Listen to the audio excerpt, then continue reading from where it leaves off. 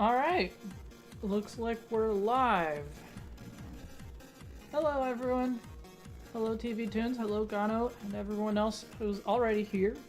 I'll tell you a little bit more about what we're doing today, but before I do that, I have to test the bot commands that I was trying to get to work on Wednesday.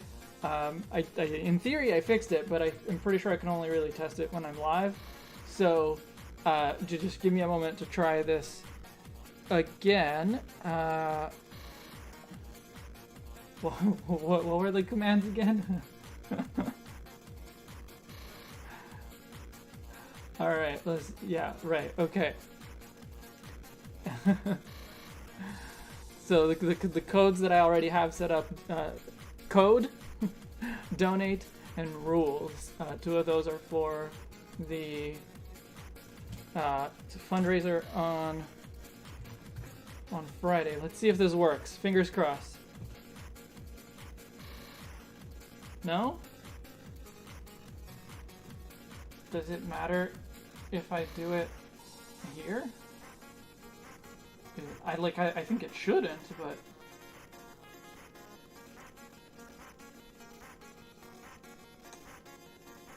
all right. Well, doesn't seem like it's working, which means I'm gonna have to try something else. Maybe I'll try it towards the end of the stream because I don't want to spend the entire beginning of the stream just figuring out how to get this bot to work and why it isn't working. Well, that sucks. But all right, so what we're doing today. This was a suggestion from it came out of the Mystery Pokemon Design Challenge. It was just a quick recap. The Mystery Pokemon Design Challenge is where people from my Discord community will choose a Pokemon, and then they will give me 2 Pokédex entries for that Pokemon without telling me which Pokemon it is, and then I use those 2 Dex entries to try to come up with something new. So I think this came from a misunderstanding from a newer member of the community, from Wispy, the newer to the Discord anyway. And so, from what I understand, he misunderstood what the idea was, what the premise was, but it became a new idea. And so the idea here is that we're going to do the same thing. It's still going to be two Pokedex entries from Pokemon that I don't know, but they're going to come from 2 different Pokemon. So it is a fusion. It is a mystery Pokemon.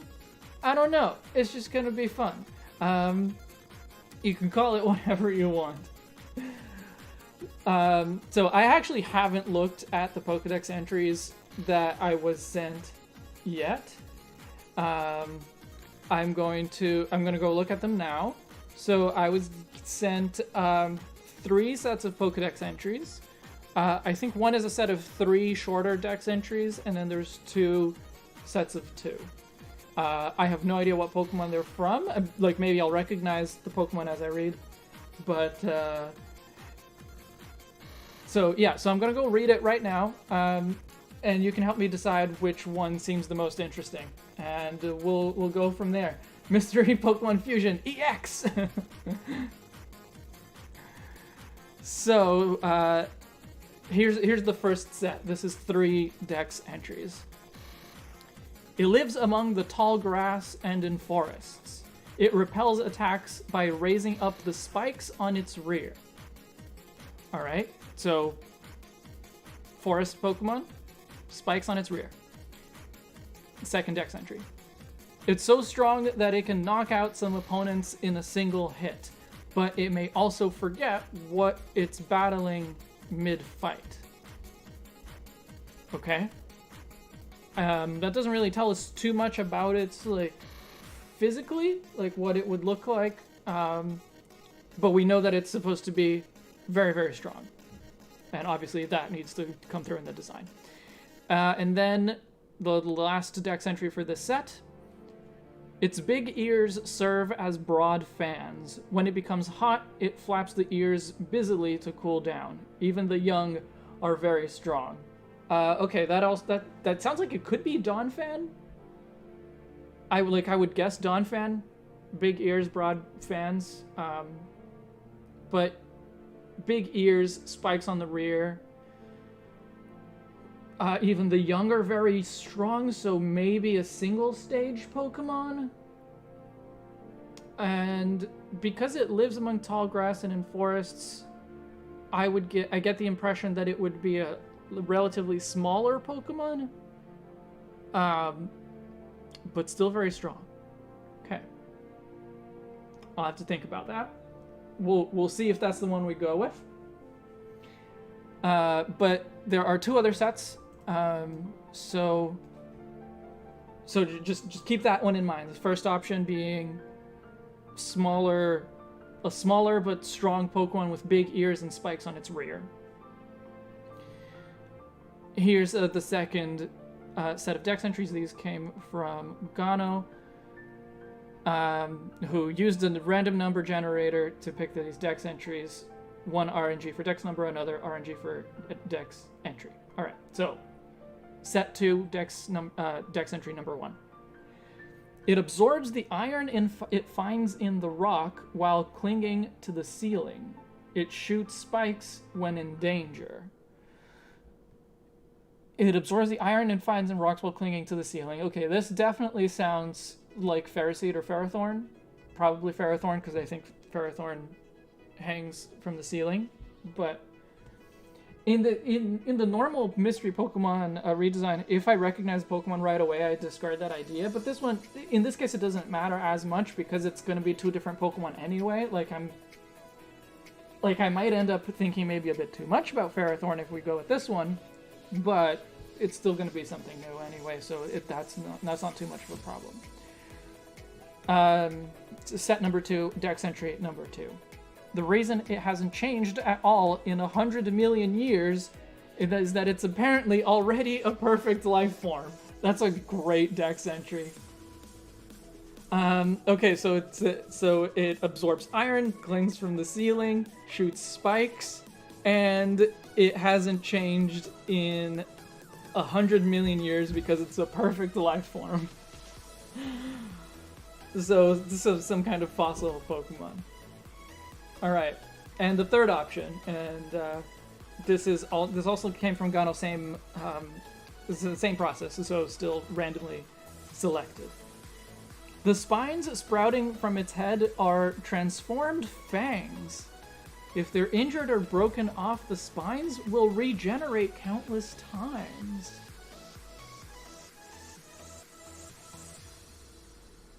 I have no idea what this could be. I cannot think of a Pokemon that would be coming from, but, okay. So it has fangs that poke through its head, and it can be regenerated. And then set number 3, Dex entry number 2. This Pokemon haunts dilapidated mansions. It sways its arm to hypnotize opponents with the ominous dancing of its flames. That sounds like Chandelure, but ghostly flames with spines sprouting from the head. Okay, so this sounds very I think I like the third one the most. It seems to be the most wild fangs and ominous ghostly flames. I like that. Perfect life form is Ice Cube. Could be.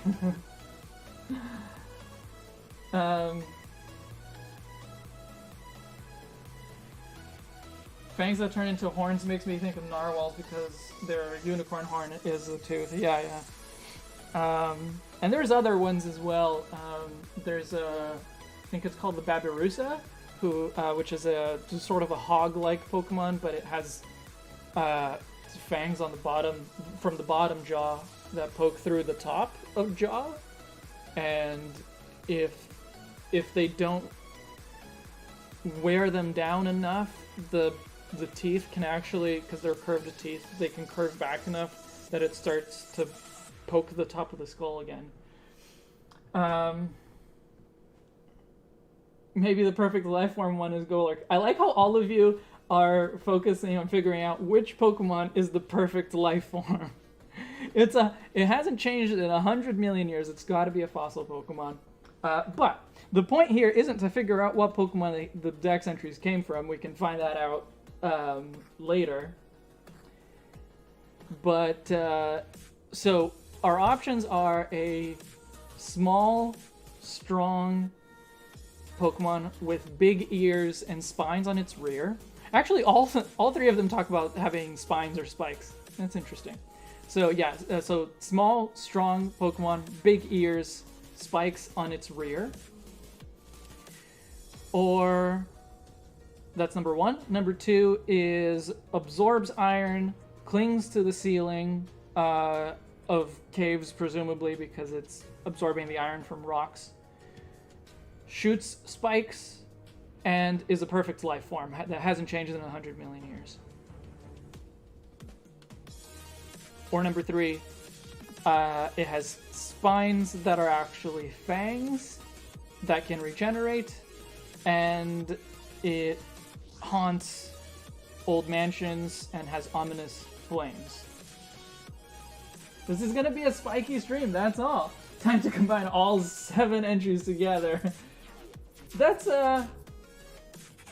I mean, that's not a bad idea. Not like necessarily combine all of them, but go with one set as the basis and then just kind of think about what the other ones, just allow them to influence me. So, not a fossil, but a living fossil. Fair enough. Fair enough.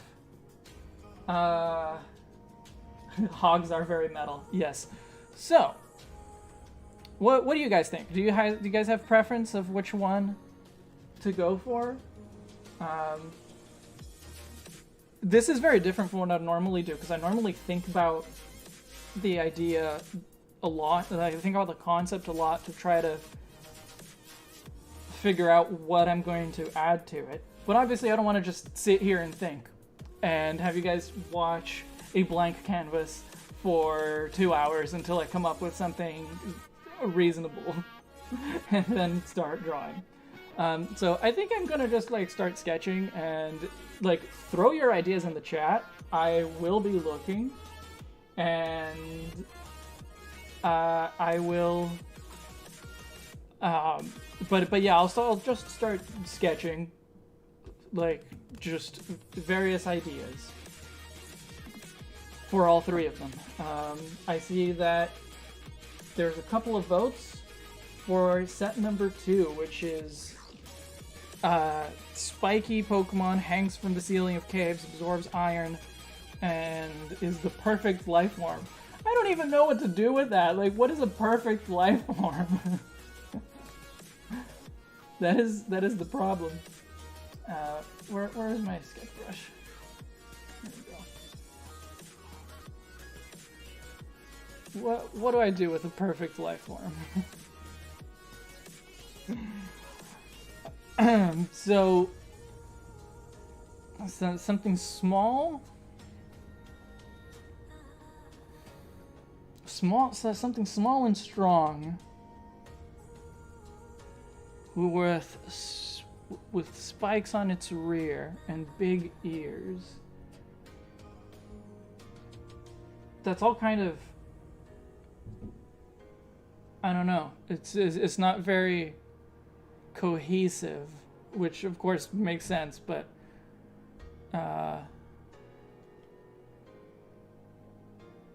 small but strong Pokemon, spikes on its rear. I'm thinking of something like almost like a Nidoran.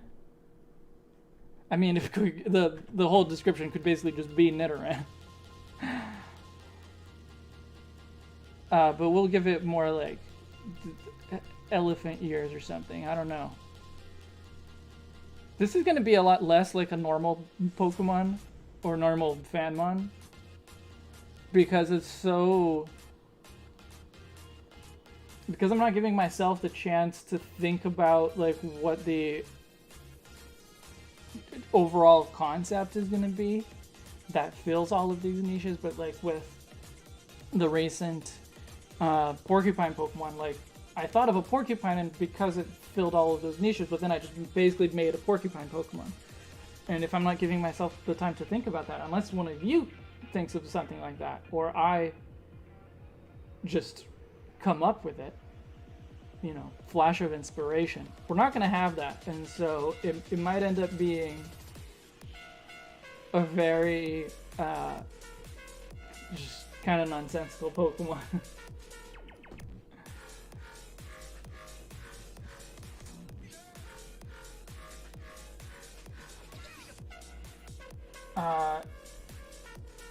Yeah, is perfect is a hard to pin down trait. Exactly.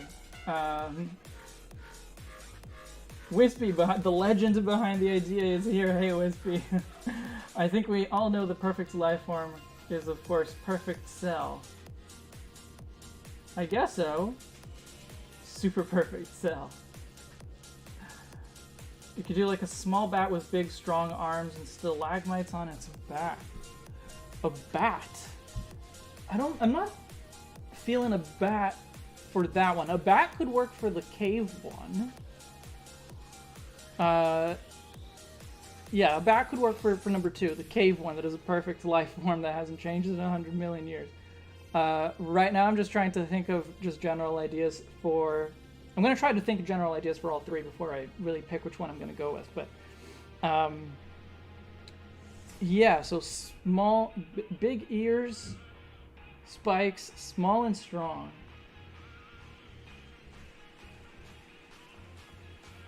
A desert jumping mouse, but it's a hedgehog. I actually did want to do a jumping mouse Pokemon one time.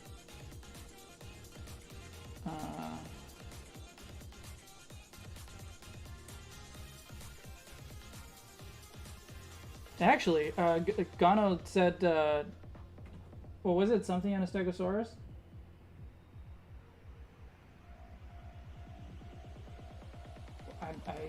It's scrolled and I forget what it was.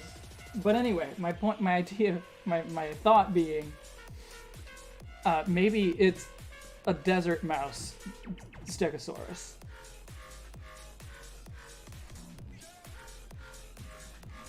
Because desert mice have very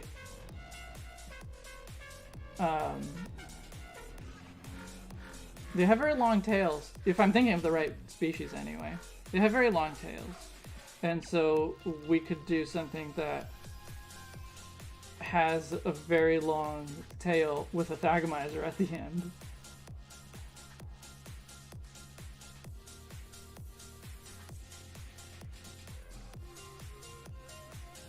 And maybe it has Stegosaurus like plates on its back.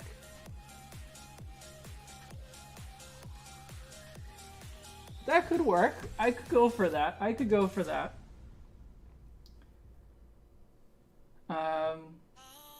The desert jumping mouse, but it's a hedgehog maybe. Perfect life form is crabby, because it would go back to monkey or evolve to crab. Yeah, everything goes to crab, right? So, could be.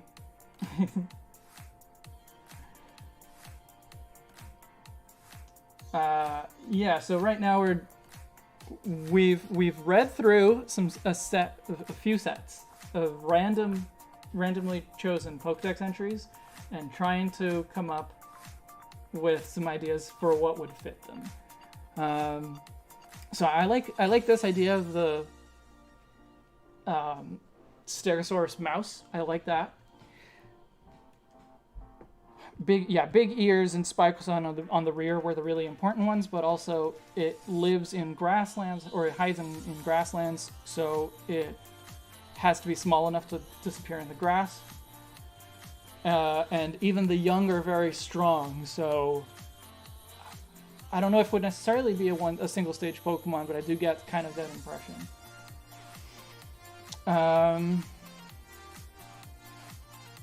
What else lives in grasslands? A snake, maybe? Could there be a snake that has spikes on its back? Maybe it has like poison tips that it can raise up?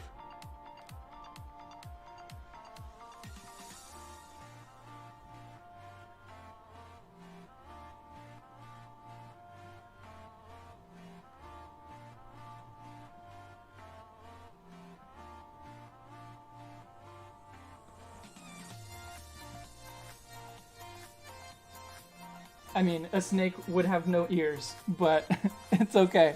We'll give it big snake ears somehow. What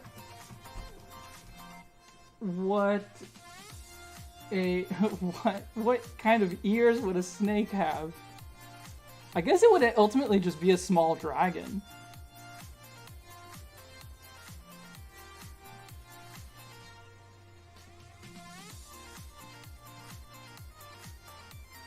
It could just be a small dragon type Pokemon.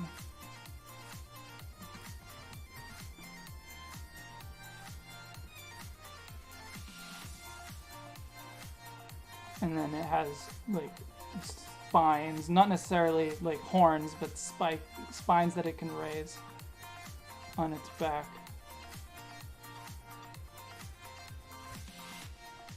Dratini with spikes, exactly.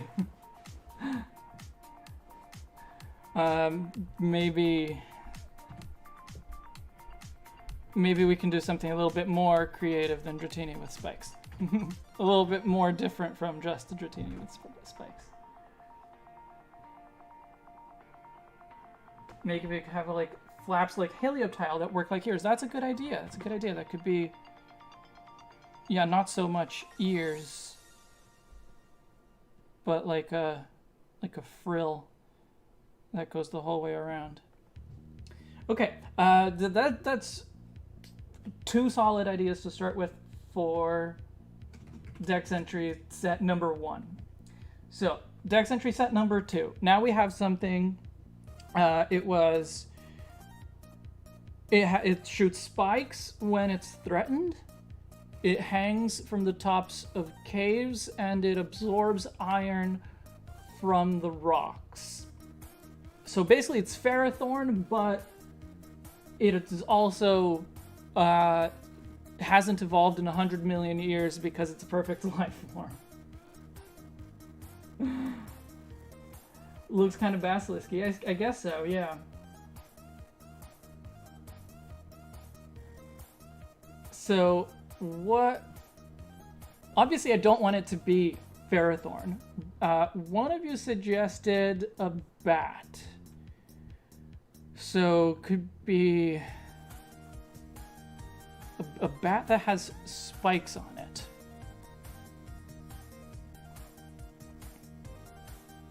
And I liked that idea.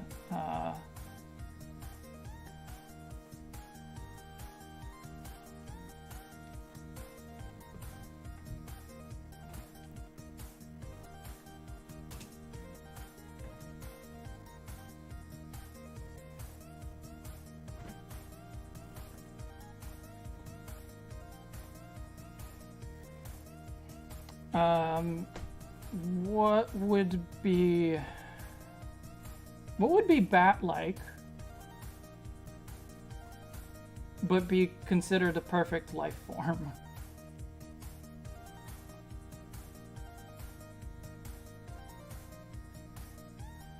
Maybe this one, instead of having spikes on the back, maybe it has them on the face because it shoots them when threatened. Maybe it can just like shoot it from the front, or maybe it also has some on the back. I don't know.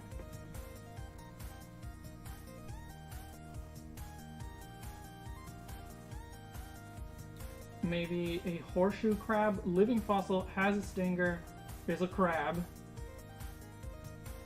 It would have to be... It would have to be a horseshoe crab that can, like, somehow live in a cave that can hang from a ceiling. A wall-climbing crocodilian?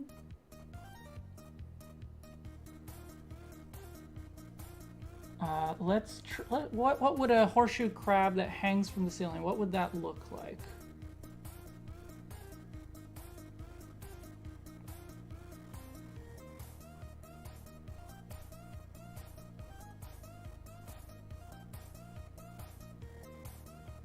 Like, I guess it was just a horseshoe crab, but upside down.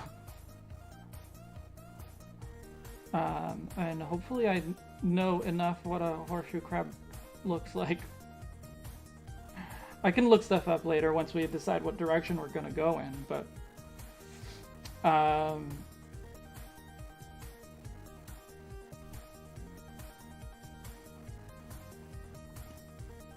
could be like a steel and bug type or something. It hangs from the ceiling. I like the idea itself is not bad, but I'm not sure that I can really make it look interesting enough.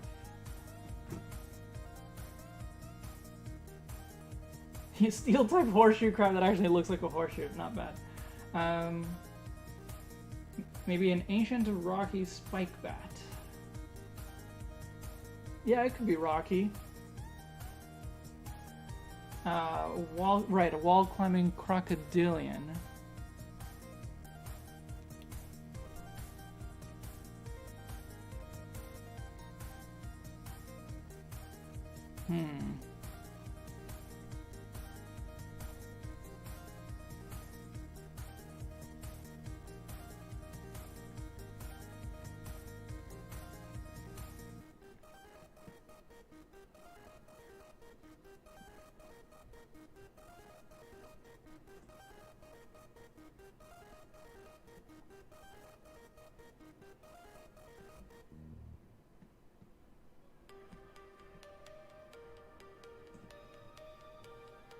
I wonder if it could be like a gecko crocodile.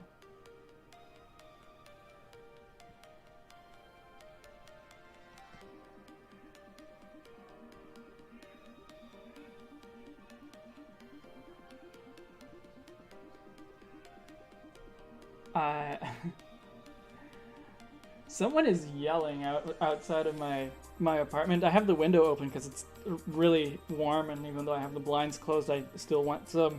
The blinds are closed just to keep the sun out, but I have the window itself open.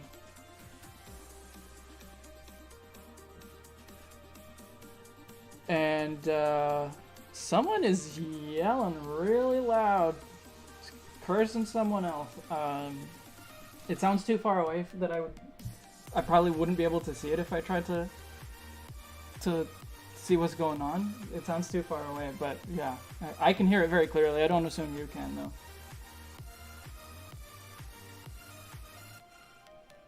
Aren't there horseshoe nose bats?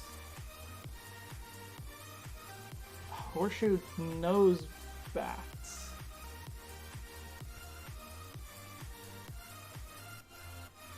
The horseshoe part isn't necessary, though, right?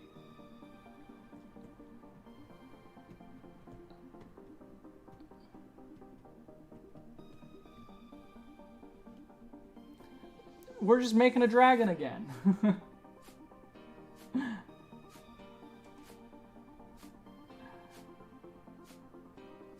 I don't know. I like the idea of the spiky bat. Obviously, it would need more refinement than this, but I think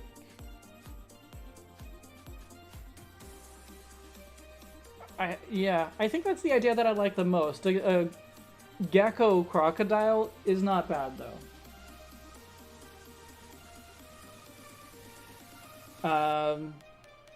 So let's move on. We have two good options here. We have two okay options for this one. So let's try the third set and see what we come up with. Oops. I named the second set number 3.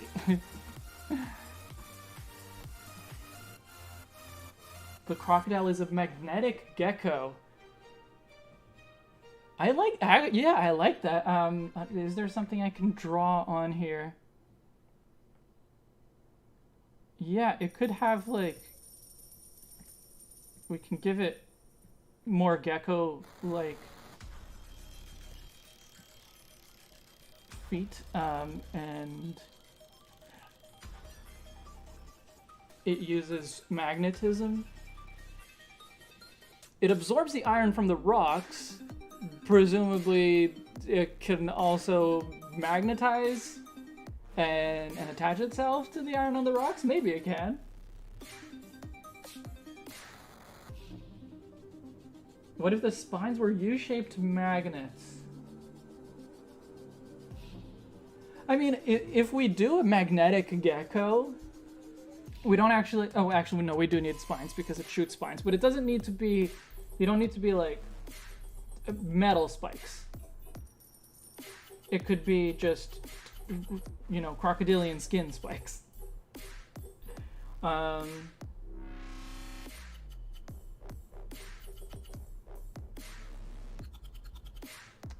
magnetic gecko crocodile.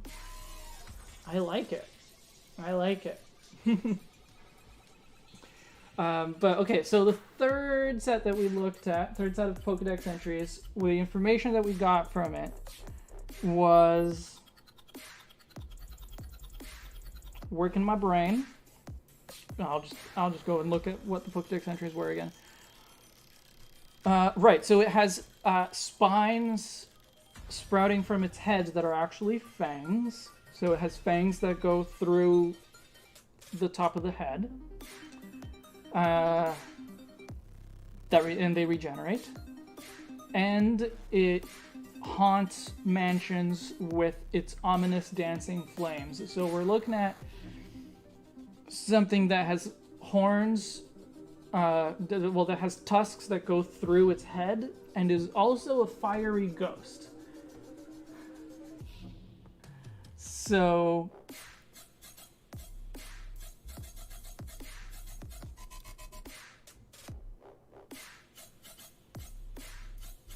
what if the spines are like candles? That kind of takes care of everything in like all of the descriptions in a single thing. But like, I'm imagining a hog head or something.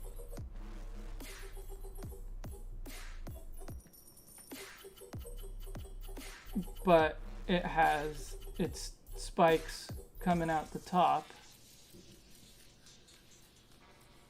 and these are candles, and it would have 2 of them.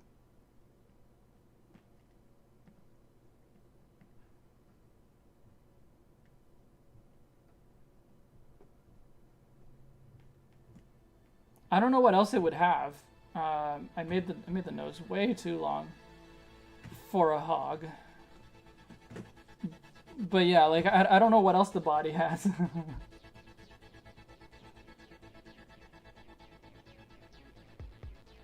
It's just a ghost body? I don't know. Ghost hog that haunts the rich people who make a feast out of it. So we're looking at a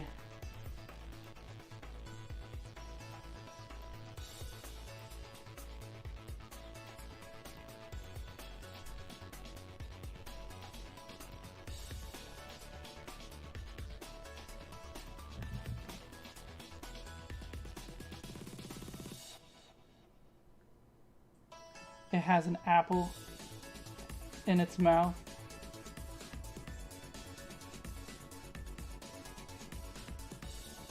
Well, the mouth, the open mouth doesn't work as well to make it candles, but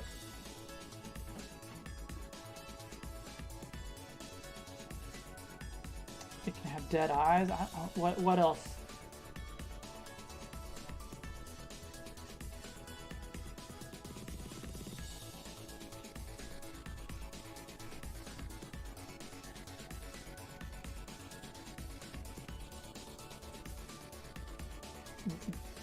The tail is the fire? I don't know.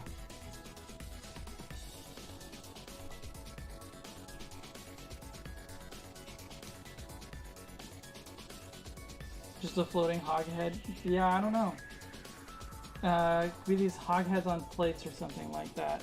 A hog head on a plate.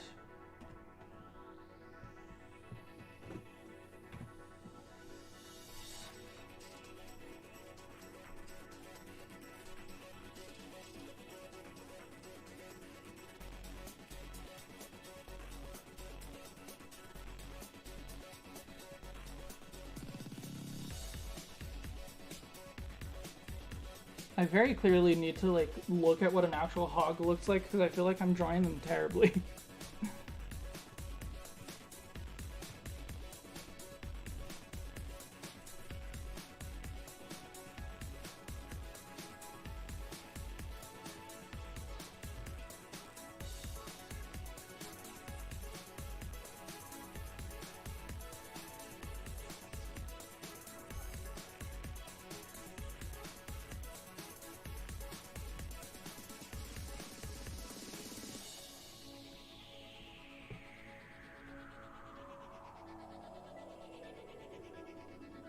Poor Ambor didn't deserve this fate. Hey Raiko Cat, welcome. We're doing something new as well, and doing something that's real weird. As much as I like the general idea of this, I am struggling to come up with something that I think is visually appealing as a Pokemon.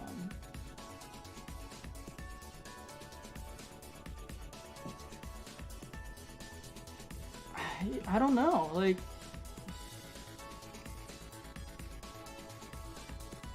It could, like, we could go for something less obvious and make it a pig Pokemon that, like, maybe it floats because it's dead, but not it doesn't have to necessarily be obviously dead. Although I like what I did here with the eyes. My idea was that it would, like, its eyes are actually open. It just looks like a cross, and so it would blink. If it blinks, it would go, you know, like that.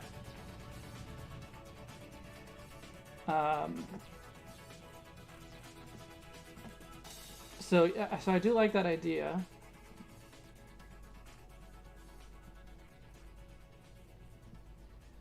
But maybe instead of having 2 candles on its head, maybe it just has a horn that is a candle, and you know, it just is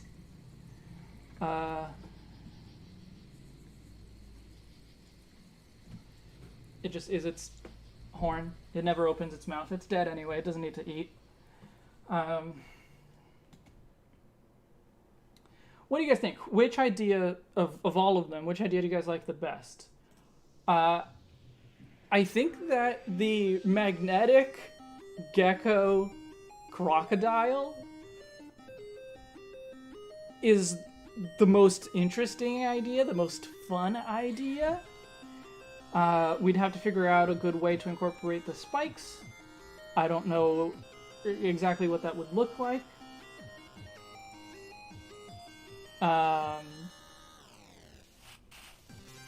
But the mouse, with big ears and a Thagomizer tail, that's another one I really like. It feels like maybe it's a little bit easier to do. Maybe we could do both, depending on how quickly it goes, to figure out what the designs look like. Could do both.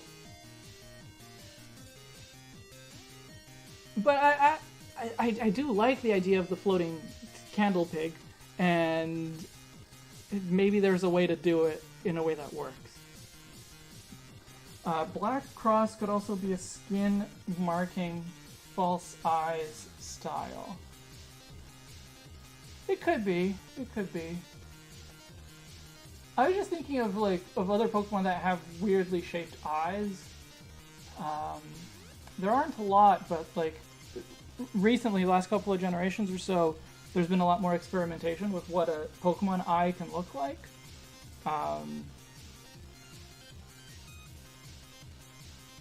So yeah, I was just trying to think of like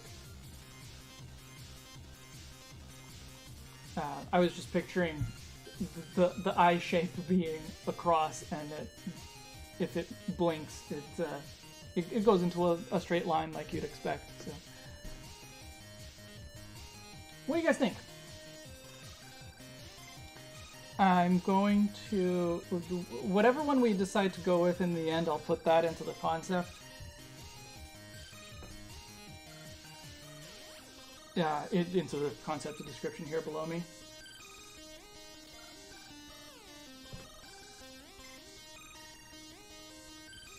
Mudbray has simple but unique eyes. Yeah, Mudbray is one of them. Wooloo has unique looking eyes. Minior has unique eyes as well. So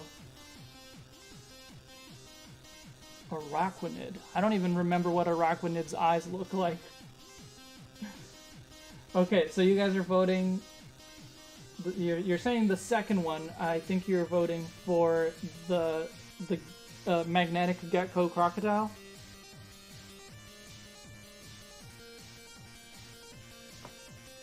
Pelipper's eyes. Yeah, I guess so. Yeah.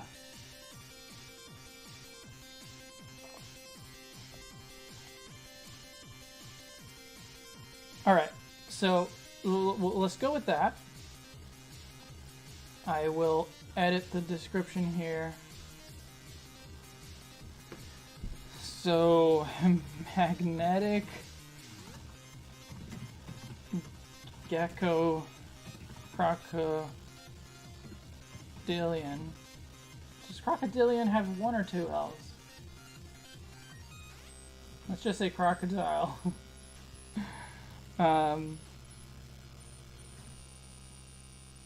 Araquanids are an elongated shape filled with color, but a lighter wave-like pattern from one end to the other. Right. Crocodilian, two L's. Okay. You're sure about that, Gano? Did you look it up? I was about to. Magnetic gecko crocodilian with spikes.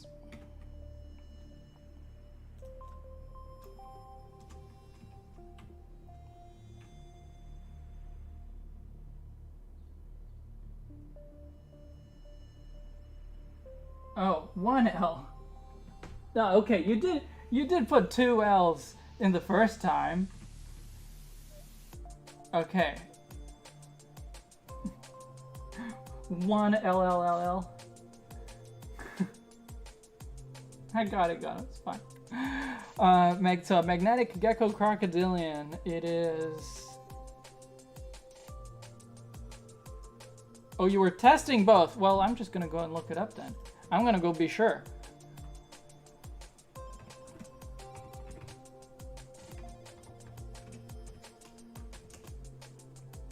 Crocodilian. It has a single L. Good. So I'm already right. So magnetic gecko crocodilian with spikes. I'll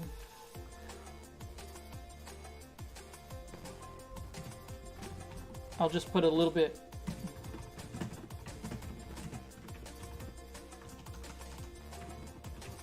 A little bit extra. Absorbs iron from cave ceiling.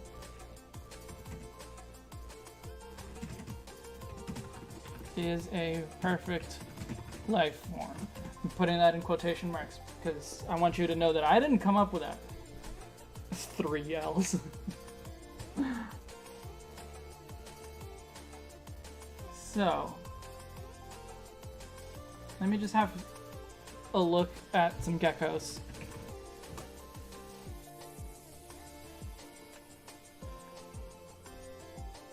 Make sure I have a good idea of what gecko feet look like. And we'll look at some crocodilians as well.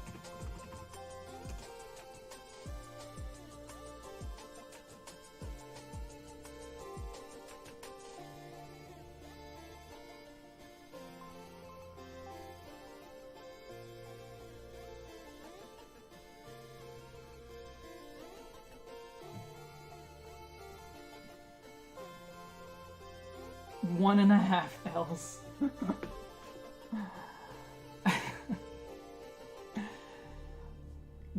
Maybe going a bit too far.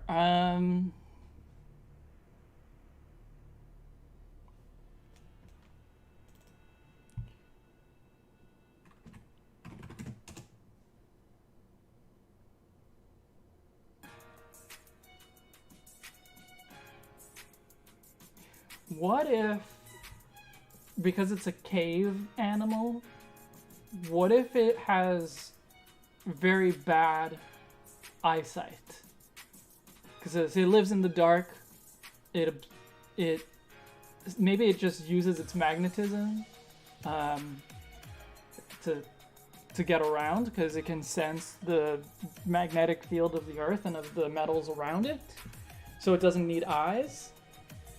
I don't know what it eats, but maybe it can sense the magnetic fields of other creatures. Maybe it's that powerful or that sensitive. Could incorporate the thorny devil. What is it? Thorny devil. What does it look like? Okay, it's just spikes everywhere. That's what it is. That would make sense. It would be perfect for caves. And yeah, and if it has a lot of spikes, that would also be just good defense mechanism.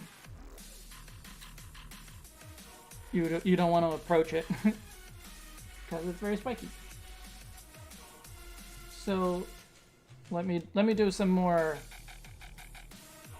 test sketches of this idea. I'm gonna hide the others just to make things a little bit simpler for me.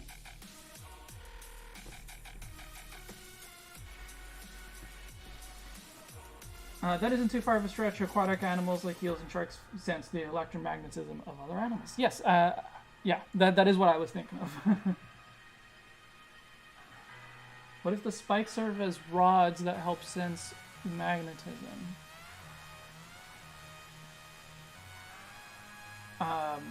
Is there a name for that so I can like look up what that might look like?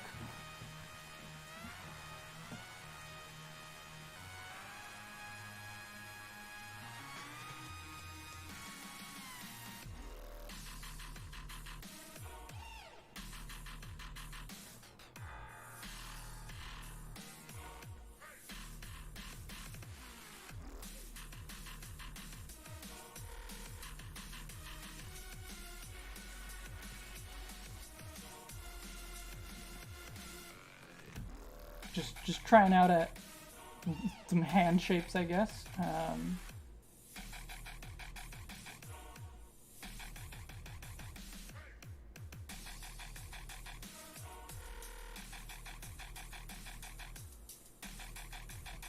It is a crocodilian, so it should probably have shorter limbs and not long, skinny ones.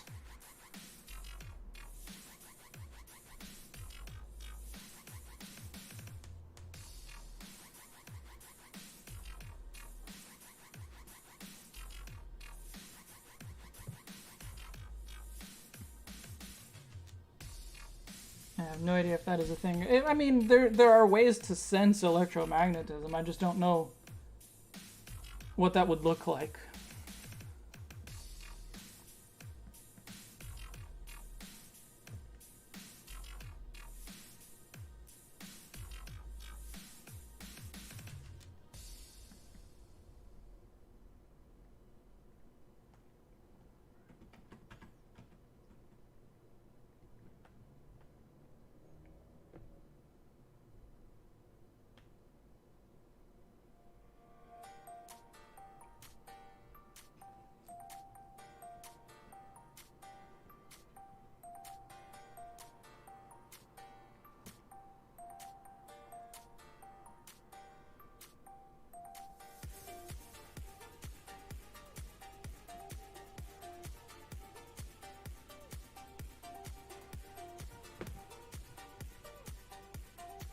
Apparently a coil is the most common sensor for magnetism.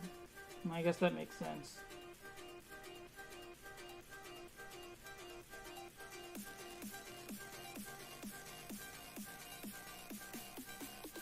Do you guys have a preferred hand?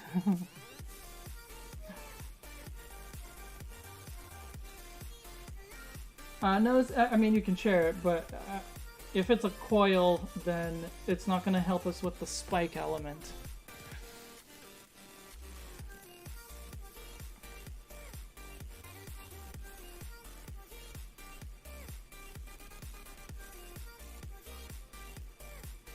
It probably should look rocky. It should probably have a fairly rocky body overall. So the like Thorn Devil kind of look is not a bad idea.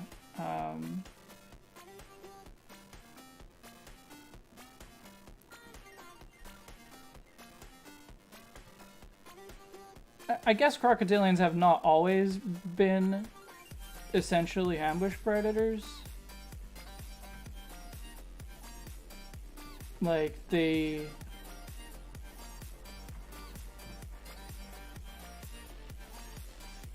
I mean, they're not strictly ambush predators now, but...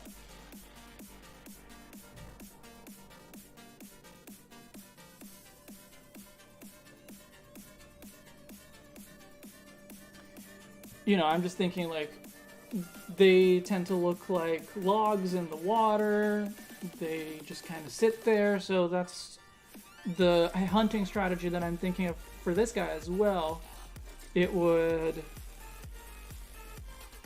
just kind of attach itself to a good spot on the wall, stay still, blend in as much as possible, but then because it's still like aware of its surroundings through electromagnetism, if something comes close, it can go and, you know, very quickly grab hold of something.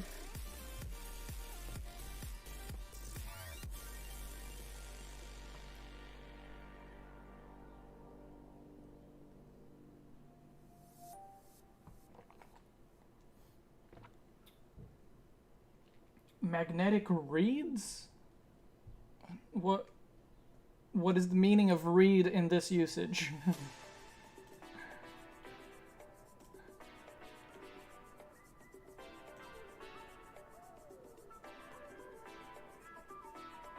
Maybe its mouth could be the shape of an alligator clip. Oh, that's a good idea.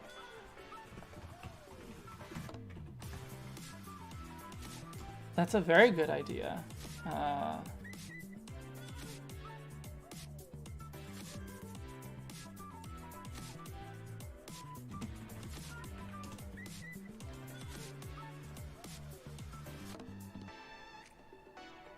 Yeah.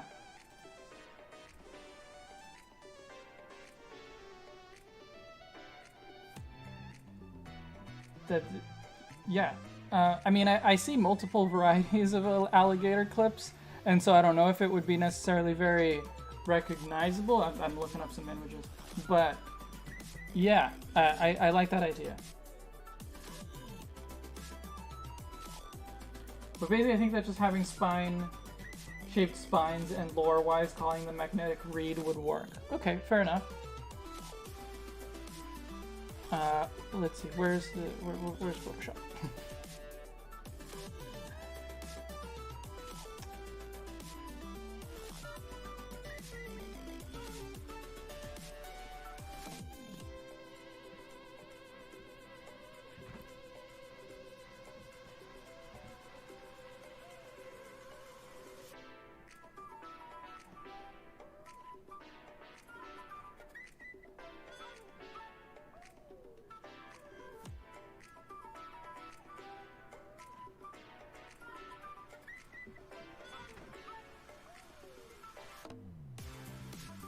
And because we're making it very not to have very bad eyesight, it doesn't even matter that its eyes, because I'm making the hinge of the alligator clip to be the eye, right? So, but because we're putting it, we're making it be basically blind, it doesn't matter that it doesn't have the eyes raised up like you would want if you're hanging out in the water. I like this a lot. I like this head design a lot. I'll put the pupil in there, although I don't think that we're actually going to use pupils.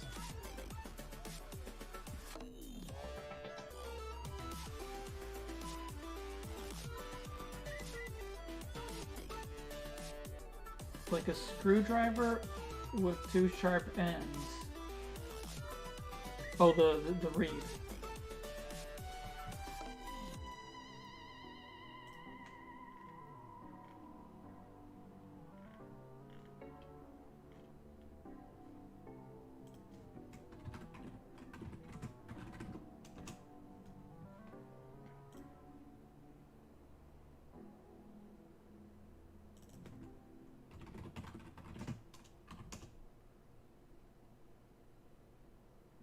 Just having a look to see if there's anything that we can really use in terms of design. Yeah, it's just spines, I guess.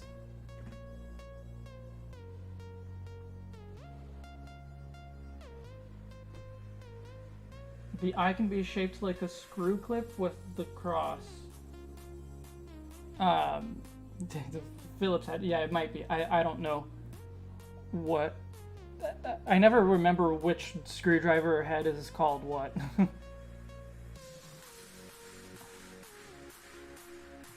But yeah, I guess the cross-shaped eye that I was thinking about before, that would work here as well.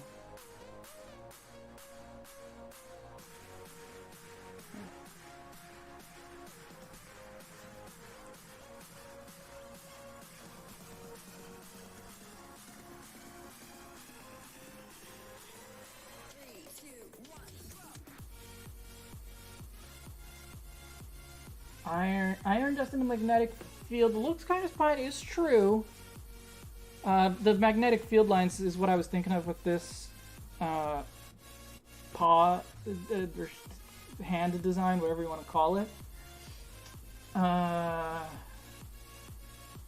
Maybe we could do something with that. Maybe there could be some magnetic field patterns on its back. I don't think that I don't know how I could make it look actually spiky using that.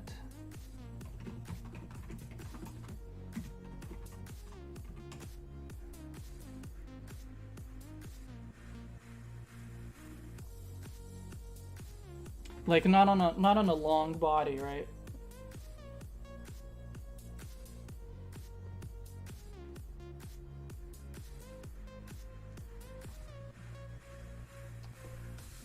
So alright, gonna hide. Oh, not that one. That one can stay. I want to hide this one a little bit. I'm just gonna draw the parts in a cohesive body now.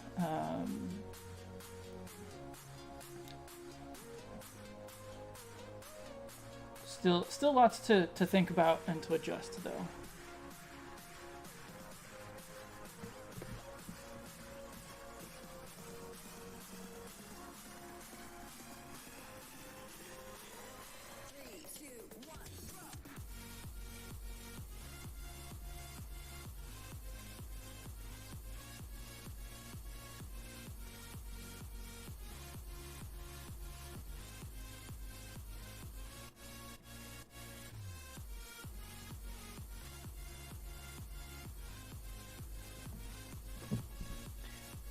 I like that head a lot. I like that face a lot, to be honest. I feel like maybe I need to do something to make it look like a little bit happier, a little bit more personable, but overall, I really like that head design.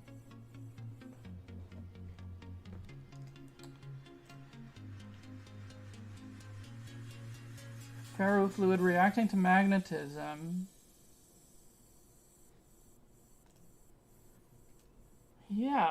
Yeah, so it's like it's got spikes that kind of rise up in the middle.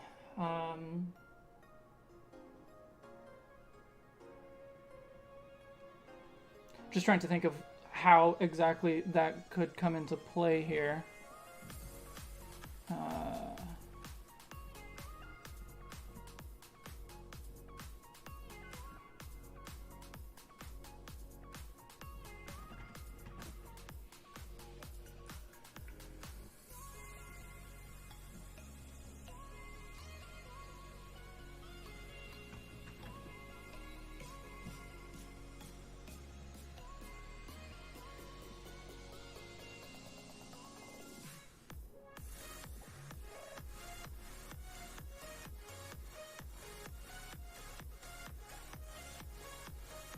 Maybe arrow patterns. Electromagnetism is usually drawn as arrows.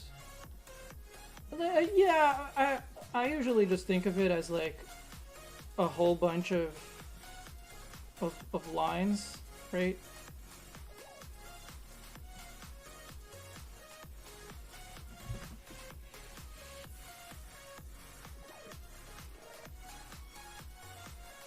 Like, this is what I think of when I think of electromagnetism, of what it would look like. Actually, that looks a lot like a spider. There should be a electromagnetism spider.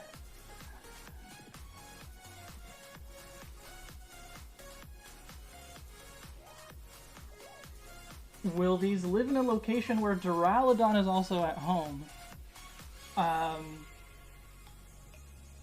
Is Duraludon found in caves? I don't remember if Duraludon is found in caves, but this is definitely a cave dweller.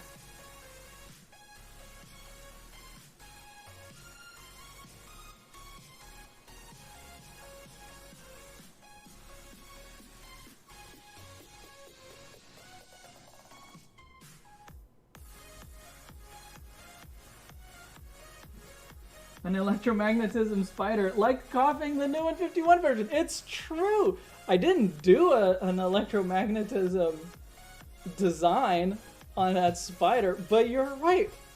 I already did an electromagnetism spider. I didn't think about that. Like, I did not put that together.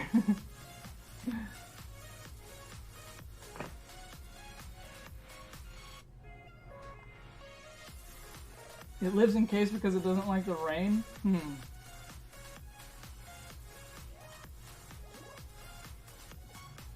I don't know. Does the rain, like, compromise its sensing abilities?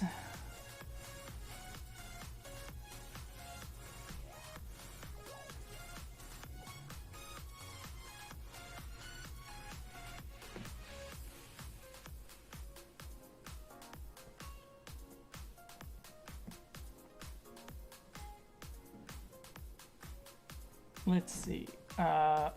So we're doing...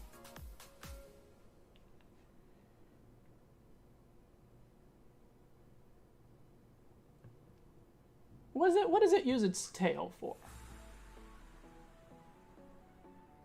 Maybe the tail has the electromagnetism pattern on it. That is, so it's just like a fuzzy bunch of spikes, basically. I have to look at it again to make sure I get it closer to what it would actually look like, but...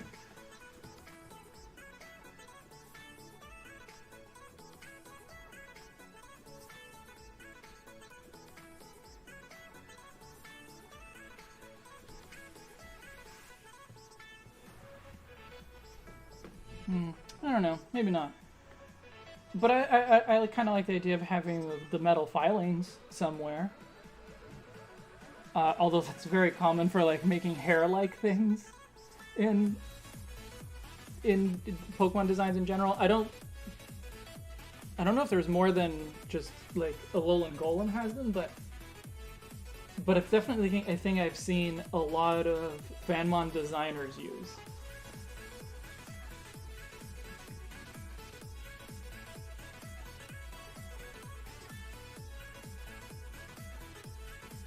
Maybe it inhabits one of those magnetic places that you go to evolve Magneton and Nosepass. Good point. This thing looks like it should have plus or minus as its normal abilities. What are there any other? Like that's a good one. Is there another magnetism related ability?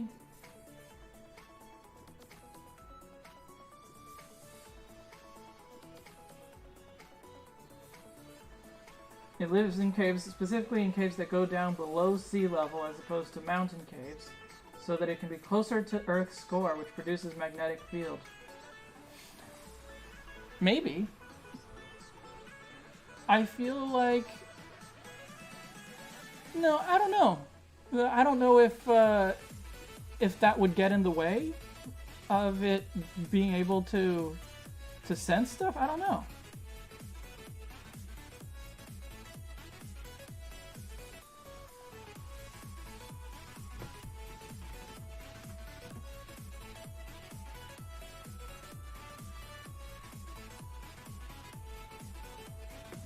I think I'm gonna have to draw it in a different angle.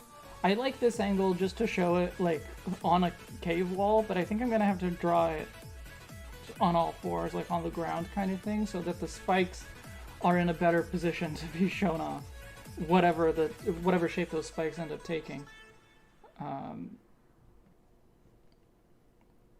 Because this kind of works. Reminds me a bit of my Porcupine-mon.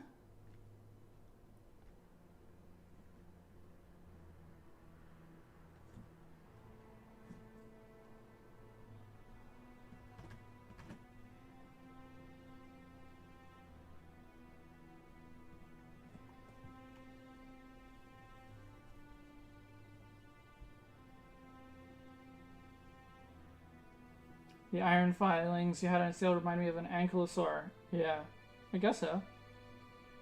Maybe it has a stegosaurus tail.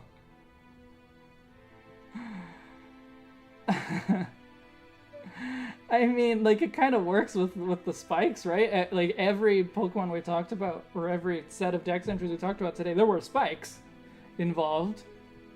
So... it's probably a bit much.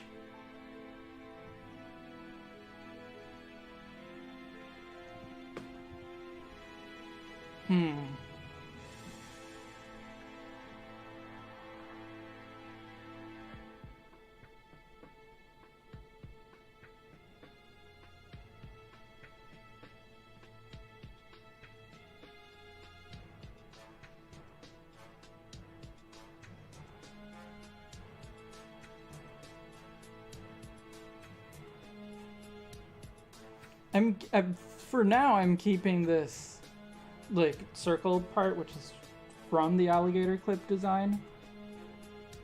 I'm not sure if I will keep it long term, though.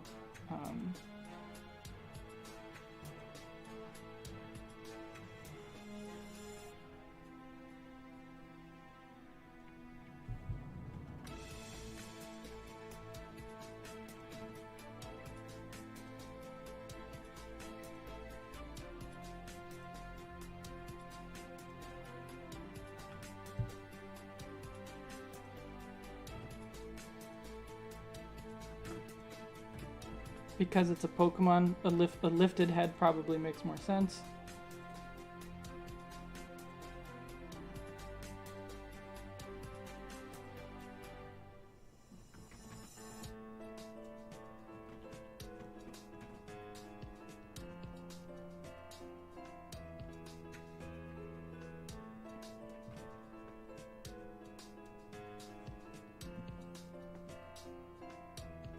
Oh, I didn't realize all of those sketches were on the same layer.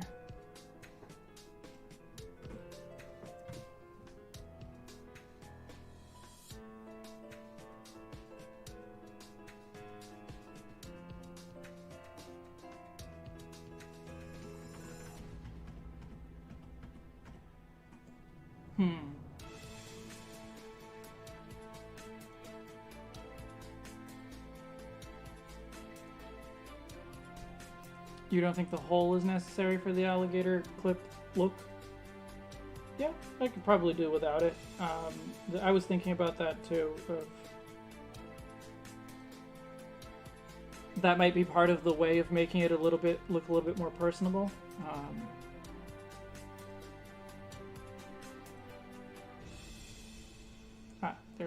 to get rid of.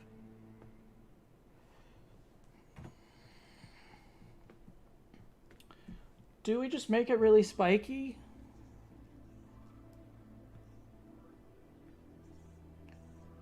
Well, like, because we need spikes for the Dex entry.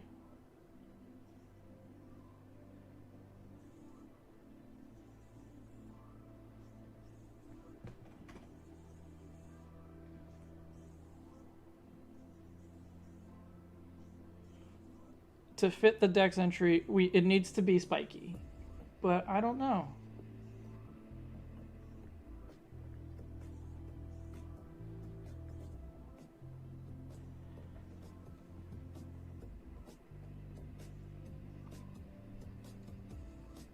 Maybe in the hole there could be a third eye, as some lizards have. The extra eyelid monkey man? I don't know what you're talking about. Sandshrew. Or Shrew. How would you like me to call you? Shrew or Sandshrew? Or Sandshoe? Sorry, probably. Oh, monkey man is the other part. That's who you're talking about. Maybe the hole could be the third eye. Okay, yeah, gotcha. Sorry, I didn't read like who was talking before, so sorry about that. Yeah, so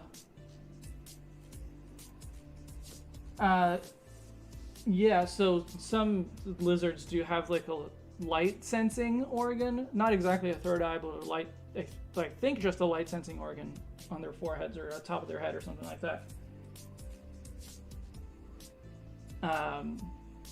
And I think that's what Monkey Man was talking about. The third eyelid or the second eyelid probably won't come into play in this design, just wouldn't be like visible. Magnetic abilities. Plus, minus magnet pull, also maybe levitate, lightning rod, galvanize, electric surge, and surge surfer. Probably plus, minus, and magnetic pull. Like, magnetic pull, obviously. Plus and minus, probably as well. I don't know. Like, yeah, like, maybe galvanize, but because, like, even if it does a bite, it has so much magnetism behind it, and maybe it can produce a lot of electricity. I don't even know if this is going to be an electric type, because I was actually not thinking of it as an electric type. I was thinking of it almost exclusively as a steel type, or even as a rock steel type. It could still... That actually... A rock and steel type with galvanize. So it's sort of... Because galvanize boosts power as well, right? So even though it doesn't get the power boost from electric moves, it has normal moves that are power boosted as electric. That would be pretty interesting. Magnetism and electricity, well, they're sort of two aspects of the same thing, so... but, like, in Pokemon, electricity is about, like, using shocks, right? So there is some overlap in Steel-type Pokemon, like the Klinklang family.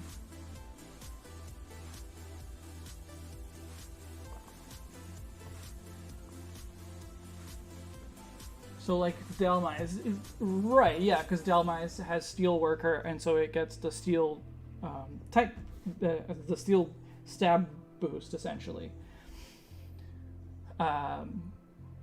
This would, like, with Galvanize or with any of those abilities that change normal moves into a type move and gives it the power boost. It's a little bit different, but it could do... Well, it can't do a bite, because bite is a dark type move. Maybe it gets Hyper Fang, and it's a galvanized Hyper Fang. It probably gets Clamp.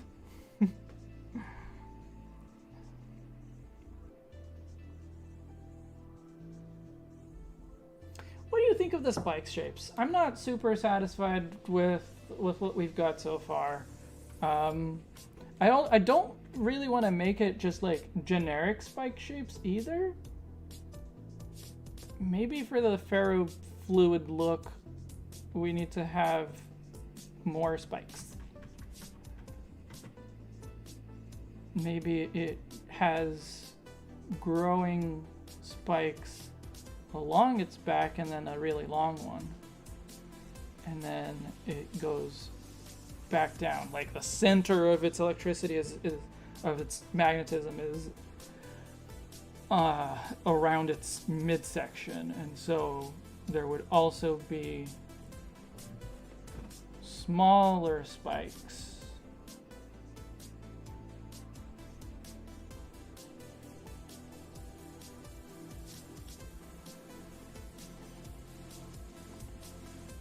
Maybe.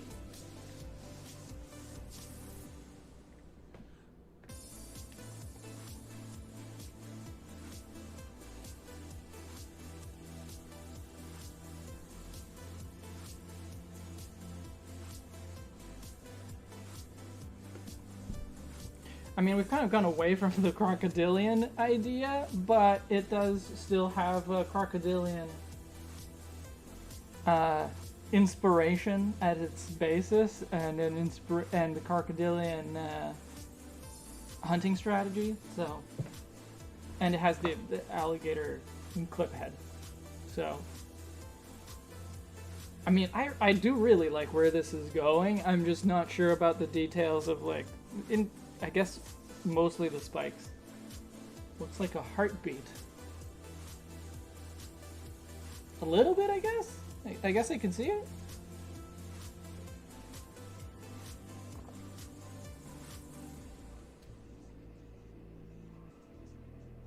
Still looks like it could be a Cayman, yeah.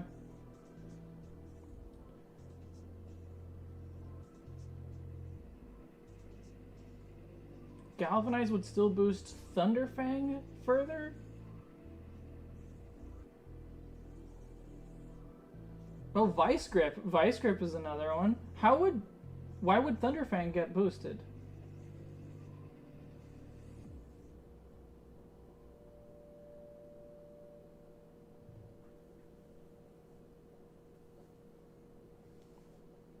I guess it could be like Magnet Pull. Magnet Pull is like the basic ability. Maybe Strong Jaw is the second ability, and Galvanize as the hidden ability.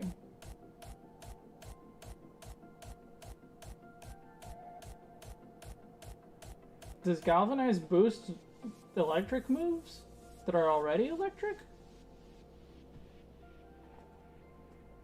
Because I didn't think it did.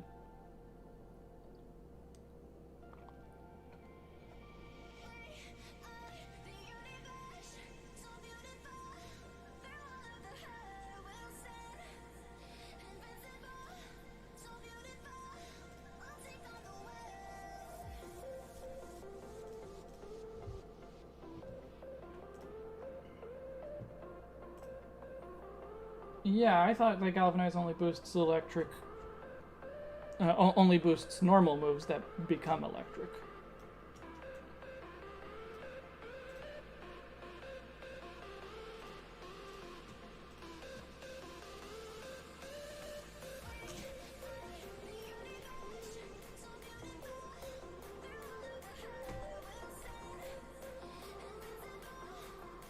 Or rock electric and it has steel worker.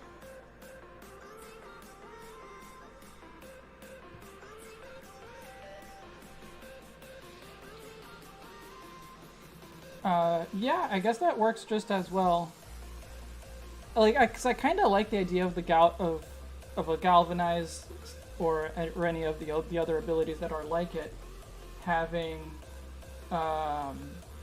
being on a Pokemon that is not of that type.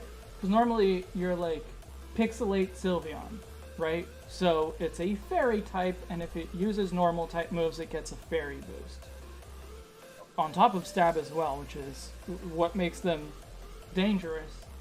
But if you are not of that type, you're still getting the boost for that type on a normal move, right? So, like, it would be like we were talking about, it would be Hyper Fang, it would be Vice Grip, it would be like moves that are not normally associated with being electric, but they have electricity behind them.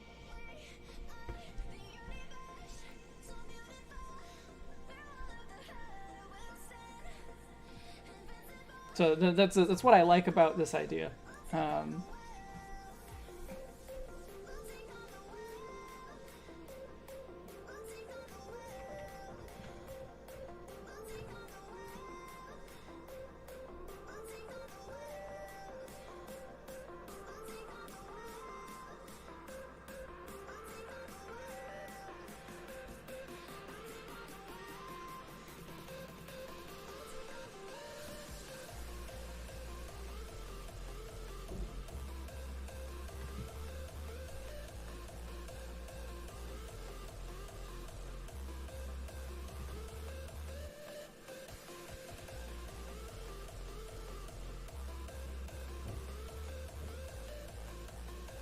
I guess it would still make sense to potentially give it plus at least, just because of its eye.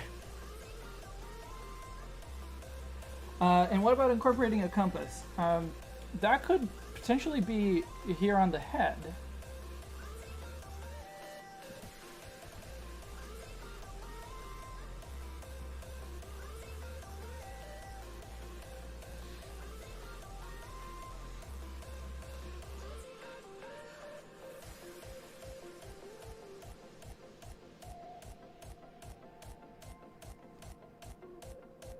It could just be, this is just not a hole, but a pattern on it. And maybe it has a tick. And so it's just a design thing, not necessarily a, actual compass. This one is already very cute. I love it. I love it when, like, office supplies and things like that have faces on them. I don't think I have it here with me, but, like, a staple remover, I always see a face with, like, super sharp fangs on that. It's impossible for me to not see it.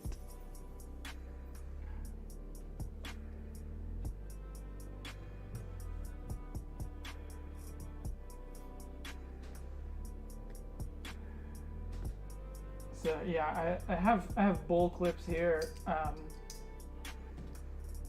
So I don't normally see a face on this, but I do see a mouth. And like, that's obviously why they're named bowl clips. But yeah, so who was it that gave the idea of the alligator clip? I might actually, at the end, ask all of you to, like, claim your ideas. Because I might want to take note of what the ideas were. I wasn't planning on making a video out of this, but, like, maybe.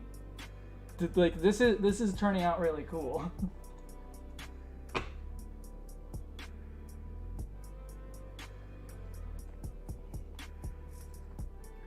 So it might be a good idea to know who came up with what aspects you guys contributed. Your contributions are very important.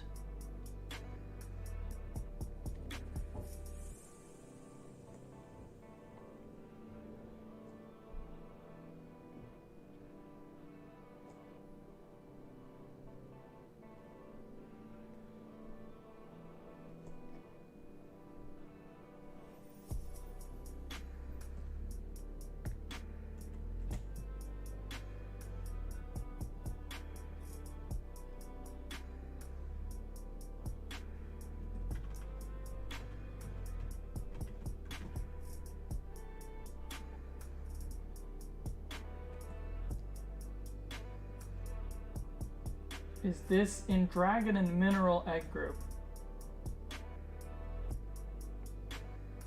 Probably. I mean, that sounds about right for me.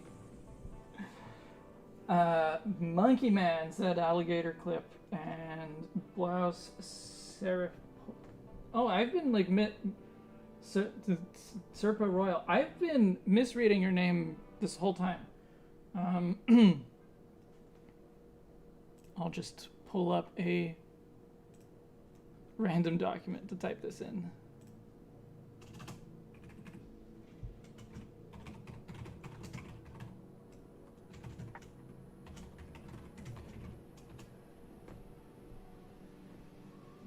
Is it okay for me to call you like Blouse, like am I pronouncing that correctly?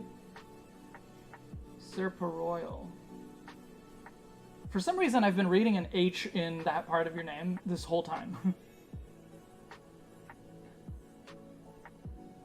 It's German for Blue Superior. Very cool. Superior, I don't particularly like the Snivy family very much. Superior is all right, but it does have a really cool shiny. Like the color scheme of shiny Superior is very cool. Combination of blue and green works really well.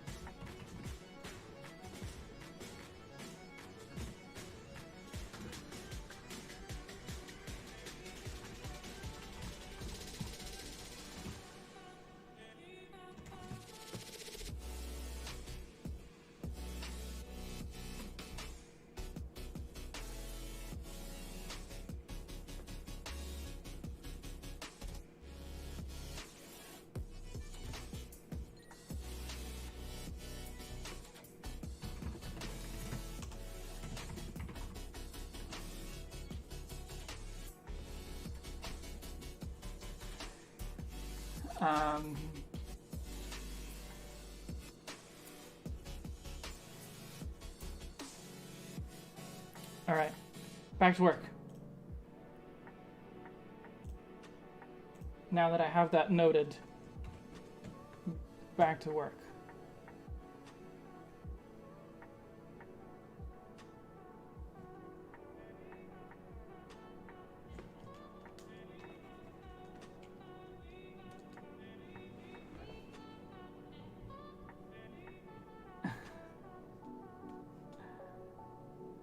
Yes, well, yeah, you can go ahead and claim ideas now. You can remind me now. Because normally I don't pay too much attention. Like I try to remember the really like major things. But this one, like we're basically coming up with this together, right? So like the drawing might be mine, but the ideas are from all of us. And if I make a video out of this, which I don't know, but I might, I probably want to be able to give all of you a shout out.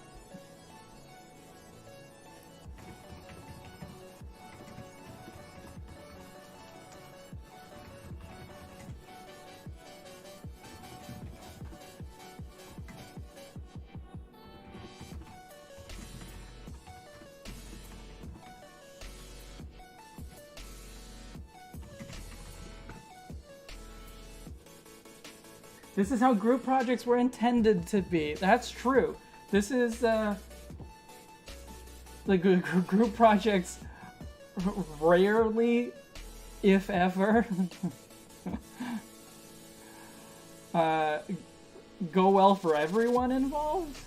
But this is how it's supposed to work.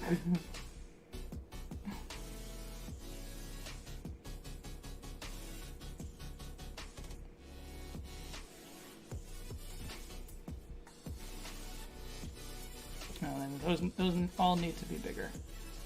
Bigger toes.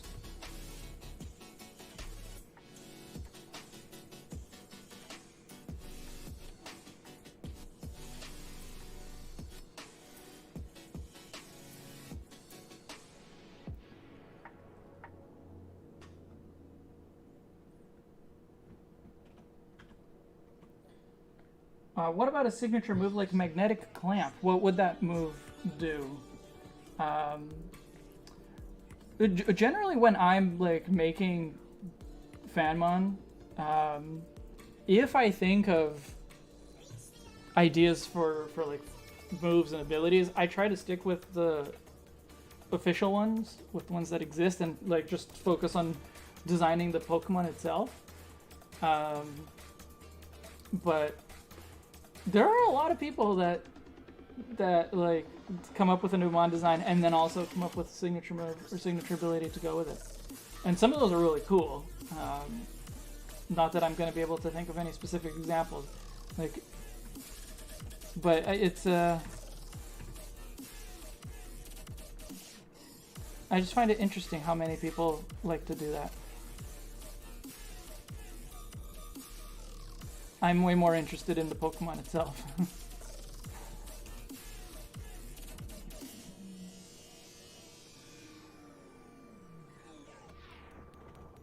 Why did you change brushes to something completely different that I haven't even been using at all? Usually when this happens sometimes where I'm drawing, I change to a different tool, I go back to the brush, and then it's like the basic brush again. But this time it actually changed to another brush that is not the basic brush. So I don't know what that was about.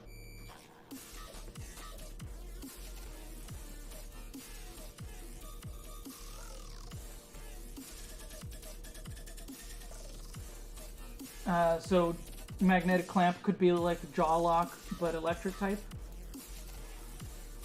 Or only traps steel types.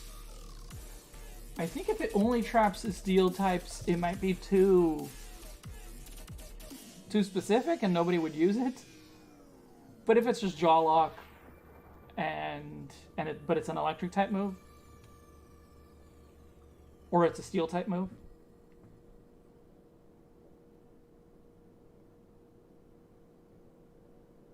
Actually, jaw lock is not a steel type move, is it? Is it a dark type move, maybe?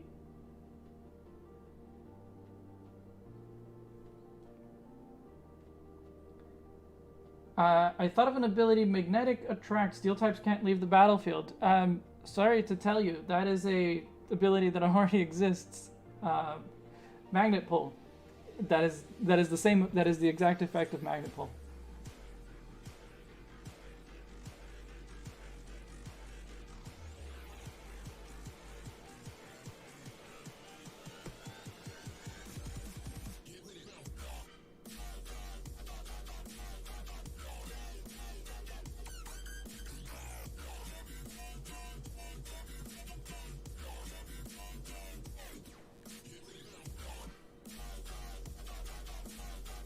I'm still not sure about the spines, to be honest. Like, I like this better than what I had before, but I'm still not totally sold on it.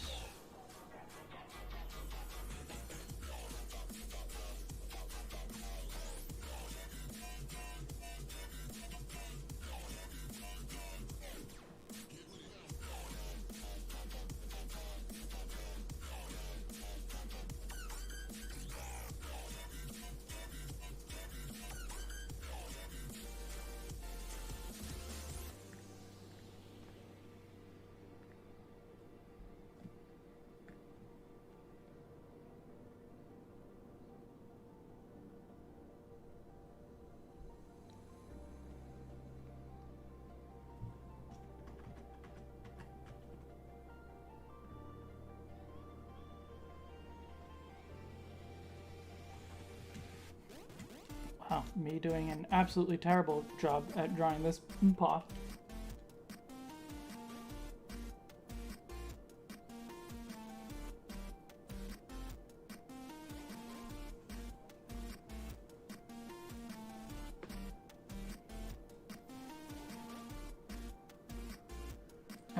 Pikumuku had a poison type signature move.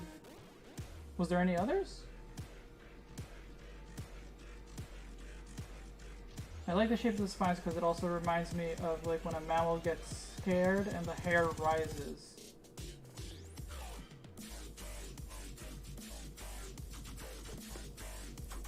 This is definitely not a mammal, but I could see that.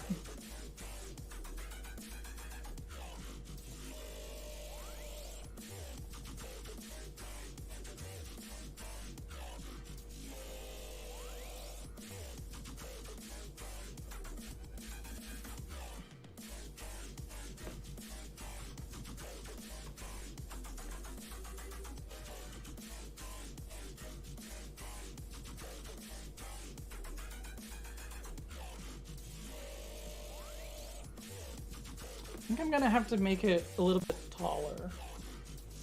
Just so that it works as a Pokemon still. Like, Pokemon always kind of exaggerate its proportions and stuff.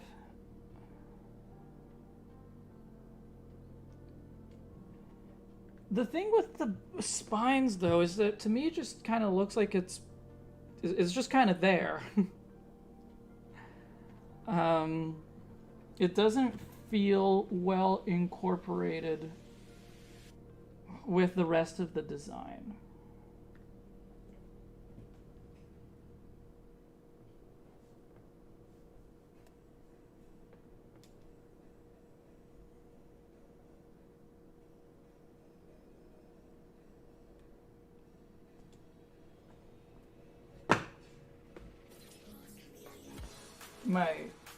The sweat from my glass keeps making it stick to my coaster, and so when I lift it, everything comes together.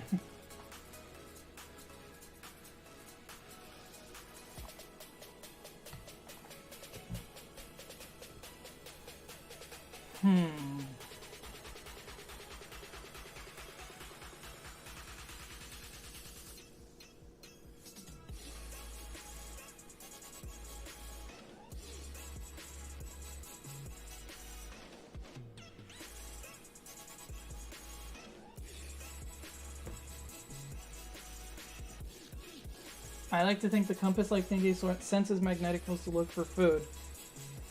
I don't know that it necessarily needs the compass design on its forehead to do that, but I mean that is what we talked about earlier, right? That it's basically blind, but it uses the magnetic field of the Earth to navigate and can sense the electromagnetism of other animals around it. So it's definitely possible. Distribute the spines all around the body except the head, but with decreasing density of them.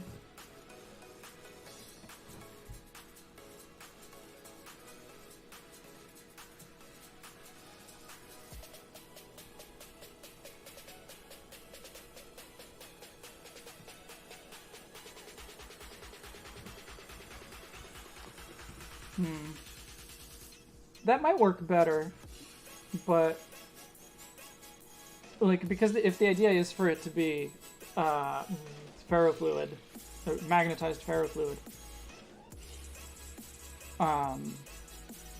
it needs to have that kind of peak, which maybe could still be there, but we just spread it out more.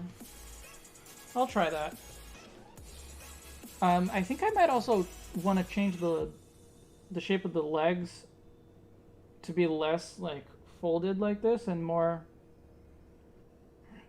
maybe just kind of round, because it's a Pokemon, so if it's just like a curve of a leg, that might work better rather than having the fold actually in there.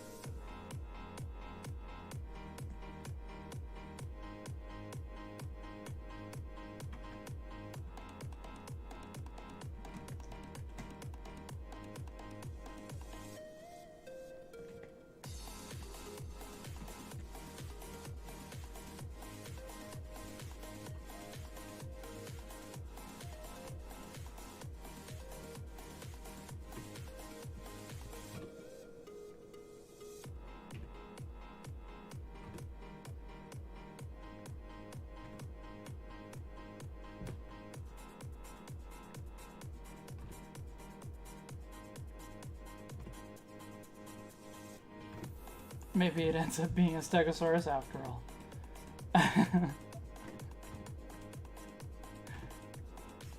Like I said, letting the other Dex entries, the other ideas influence where this one goes as well.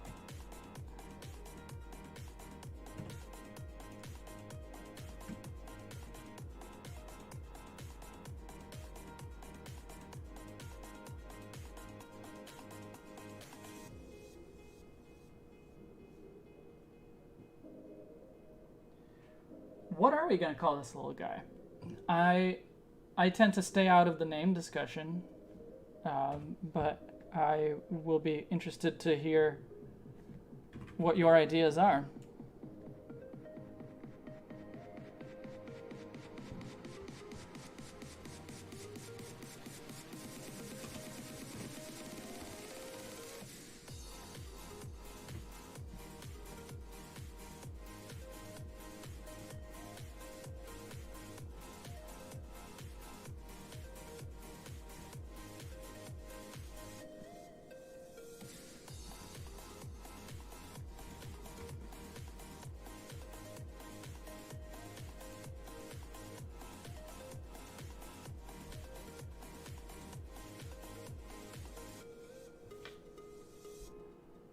Just name it Perfection.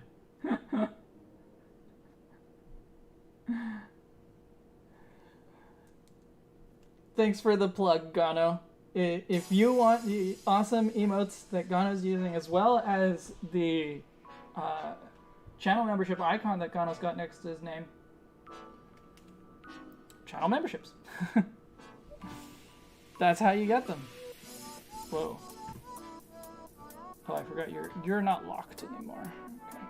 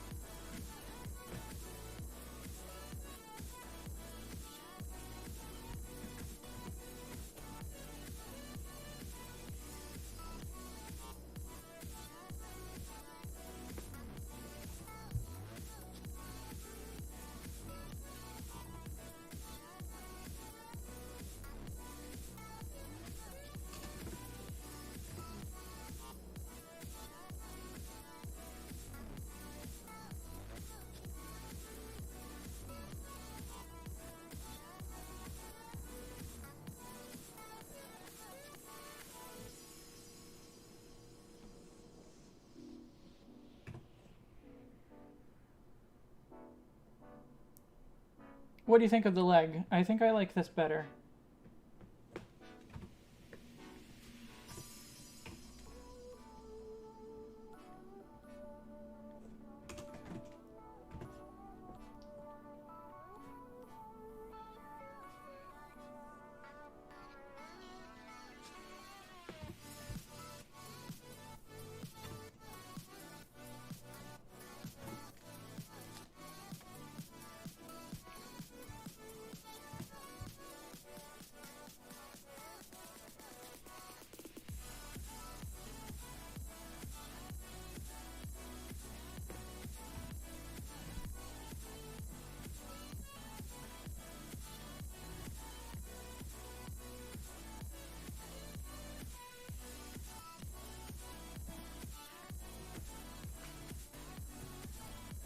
Right, I still need to add the kind of side spines, I guess.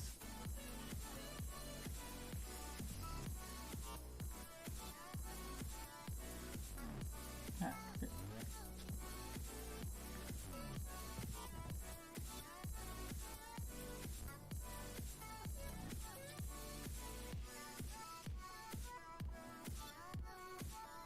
Crocolock.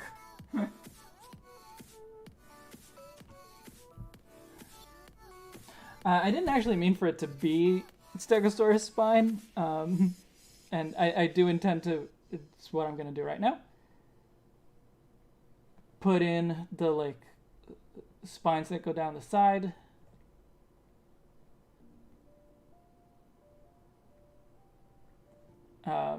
Most of them, I guess, would not be visible on both sides, but that works.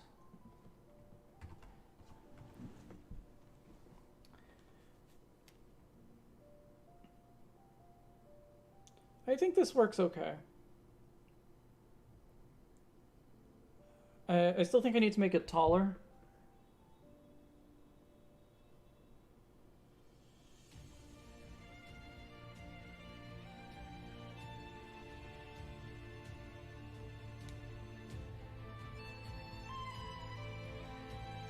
In real life, I don't think the gradient of the magnetic field is big enough for animal to locate itself using two organs like we all do with two eyes and two ears. Realistically, no animal would win anything by doing that. I don't think the North Pole is too far away, and it's just a point with no depth. But I think no animals use it exclusively. But sharks can navigate, and other animals, but sharks are one that I've heard talked about a lot, can navigate the planet using the planet's magnetic fields. And yeah, and there are also animals that can use the magnetic fields of other animals to sense their presence. So in terms of like navigating geography, you have the magnetic field of the planet. In terms of finding your relative presence to, or like your location relative to other things, you can sense their electromagnetism. But probably no animals actually use only electromagnetism to get around.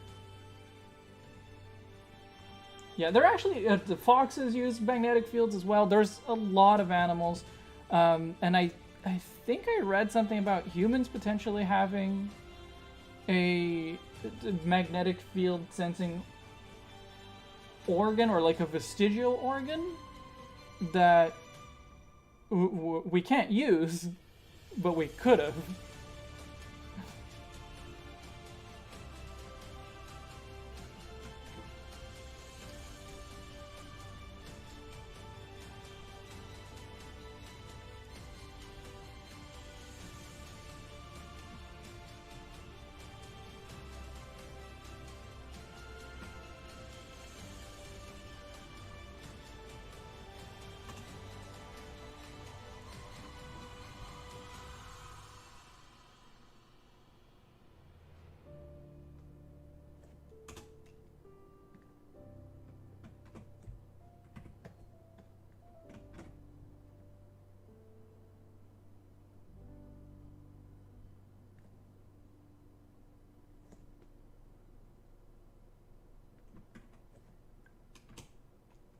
All right, I'm gonna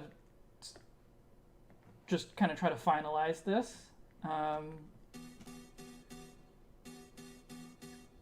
Finalize just like the proportions and stuff, and then we can do. We can polish it off.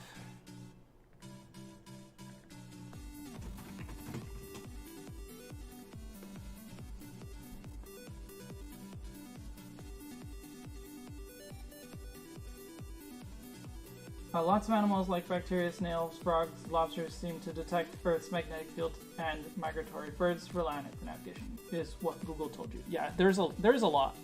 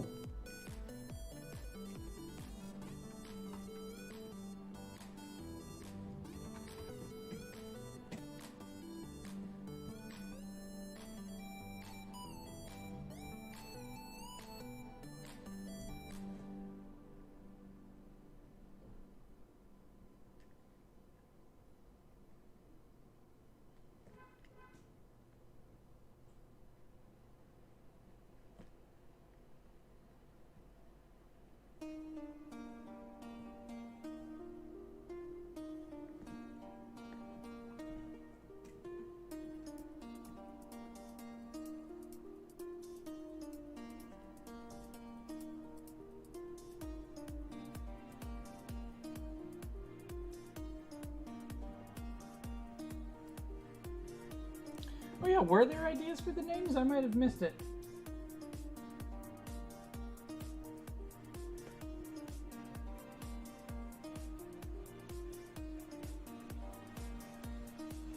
K-Mag?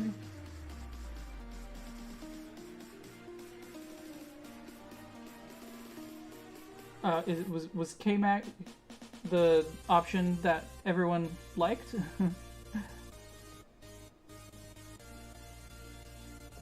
Because I missed it. I missed that discussion.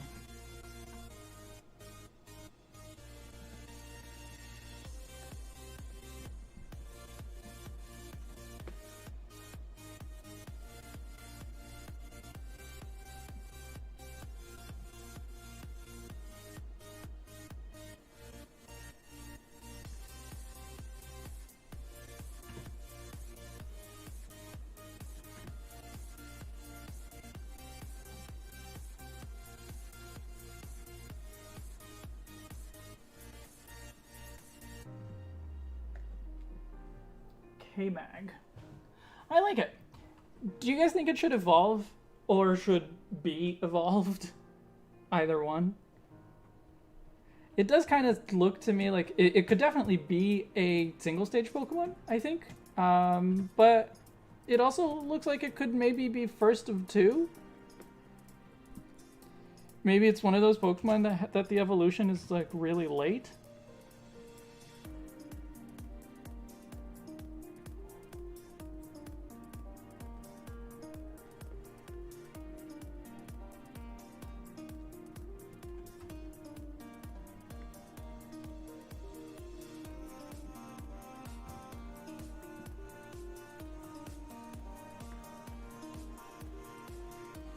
Single stage vibes.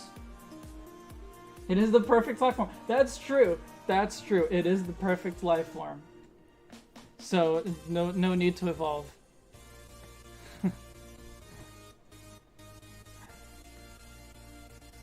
Isn't it weird that a life form that has been around for hundreds of millions of years looks like an alligator clip? It looks, it's uncanny how much it looks like a man-made object. What could be the source of that? The obvious answer is just that people made alligator clips to look like K-Mag. They're not alligator clips, they are K-Mag clips made to look like that, of course.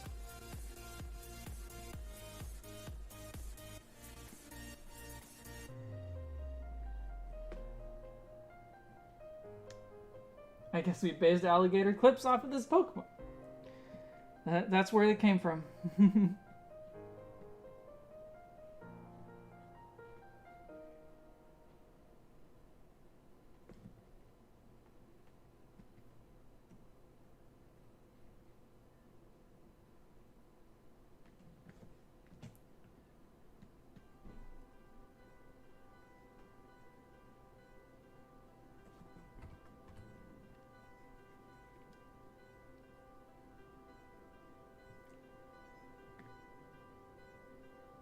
Alright, looks like I got everything. I'm happy with it. I need to adjust a few, like, fairly minor things, like the size and position of some of the legs.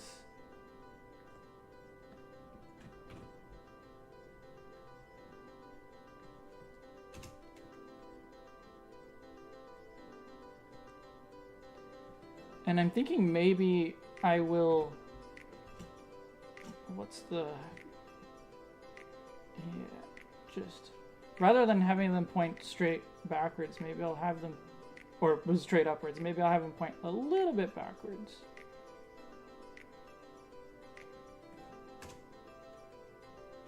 That just feels more natural, I think. Come on, undo. There you go. And maybe because it's a Pokemon, maybe a really big head.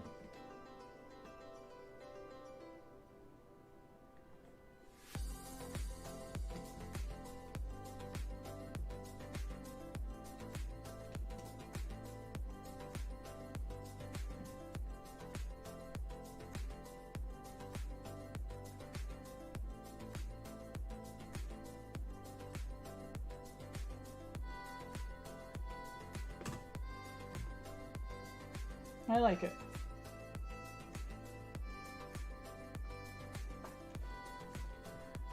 Hey Lee, welcome. What a beautiful creature.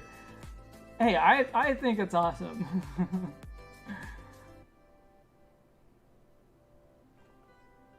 The alligator clip is the perfect clip form.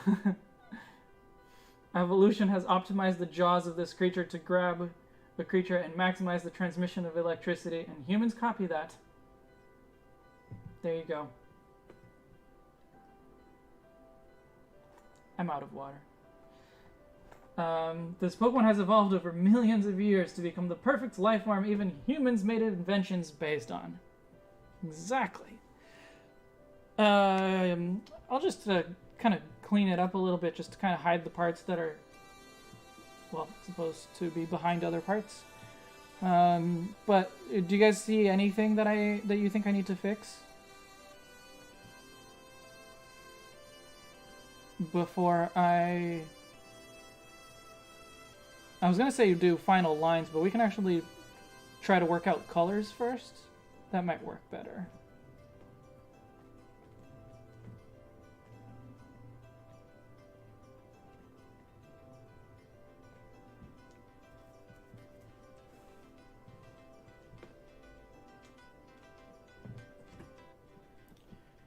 But yeah, if there's any like proportions that are bothering you or anything like that, please let me know.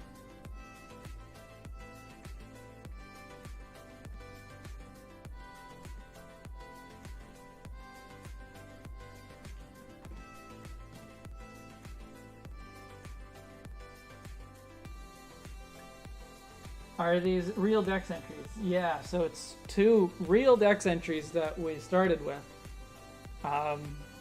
One of them was Ferrothorn, for sure. I mean, no, I'm not confirmed. We haven't confirmed that yet, although Gano can probably confirm it now. Gano, you were the one who selected the dex entries. You want to tell us who they were from? So one of them was definitely Ferrothorn. Who was the other one? I am curious. Oh, Ferroseed. Okay, yeah, but in that case, it doesn't really matter which one. They both have the same. They both have the same characteristics that fit that. But yeah, okay. And a Relicanth.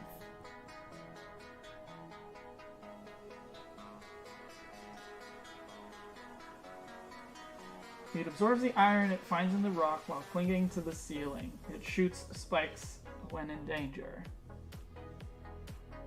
The reason it hasn't changed at all in 100 million years is that it's apparently already a perfect life form. Well, there you go. Perfect life form. Crocodilian magnetic gecko.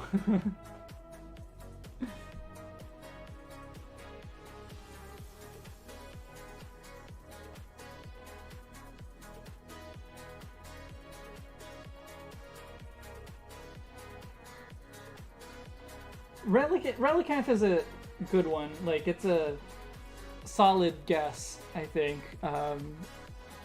Just because it is based on a famously living fossil, right?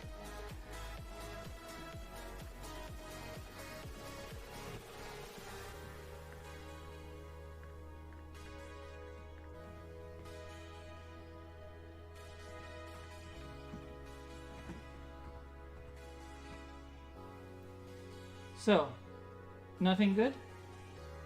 Or nothing to fix? Everything good? I can move on? We can do colors?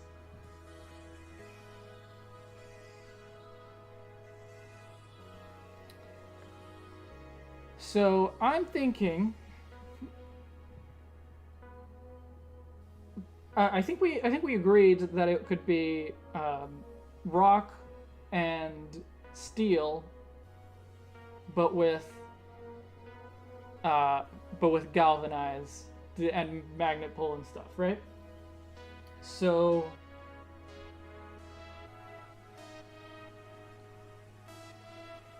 So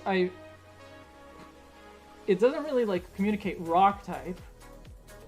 So I think that it needs to have that rock type in its coloring, probably a brown body.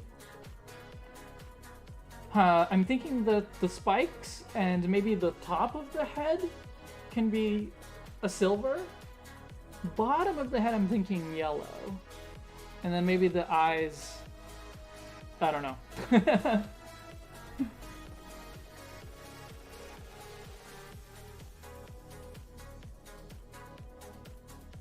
I like it being steel and rock, even if it ends up being like, even if it ends up getting no rock type moves except, I don't know, like defensive one, status moves kind of thing. I think I think I like it being a rock. It would be like a really weird Pokemon, but you know, that's kind of the point. If this exercise did not yield a weird Pokemon, I would be kind of concerned. I would be surprised.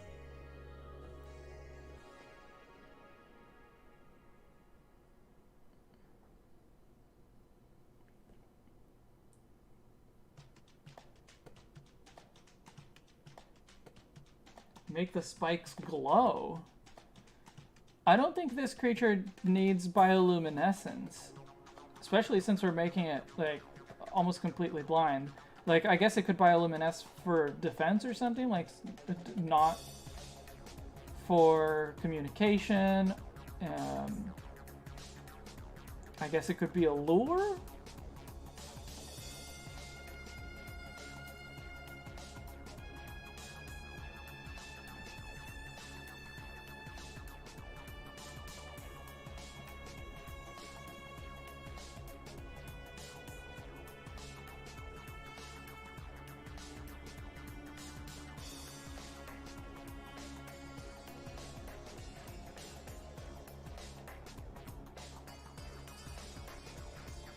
Oh, that's right. If it is a steel and rock type, it has one type from each of the dex entries. That would be great. That works great. So let's keep that. Rock and steel type.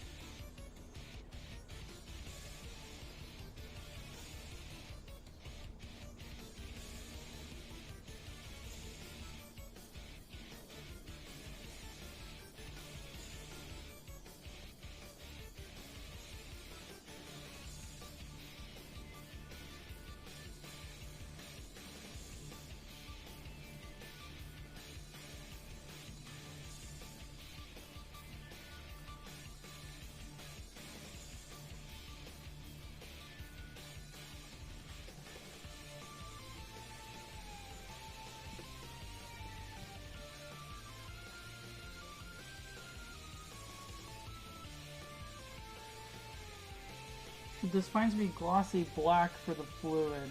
I guess it could be. Then it would only have the top of the Yeah, I guess it could go like from brown to black. Let me finish putting the slabs of color that I have in mind, and then we'll try other things as well. Okay, I think that yellow is too strong for what I want.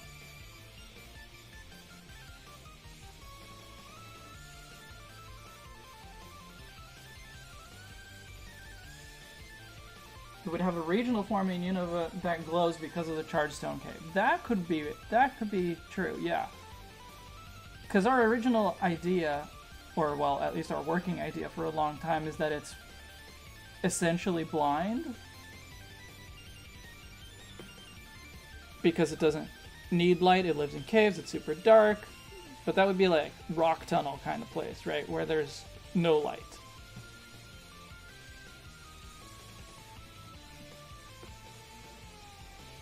I'm thinking maybe a belly pattern.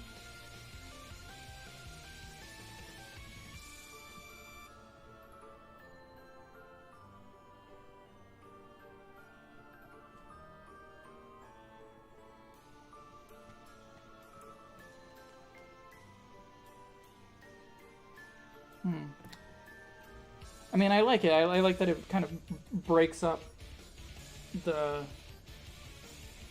coloring, and maybe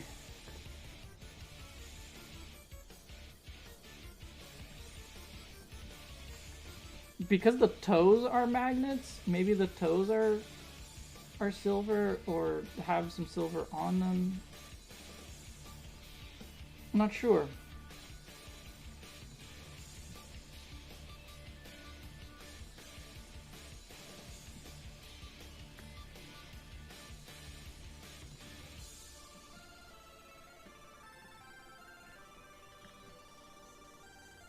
Here it is with black spikes.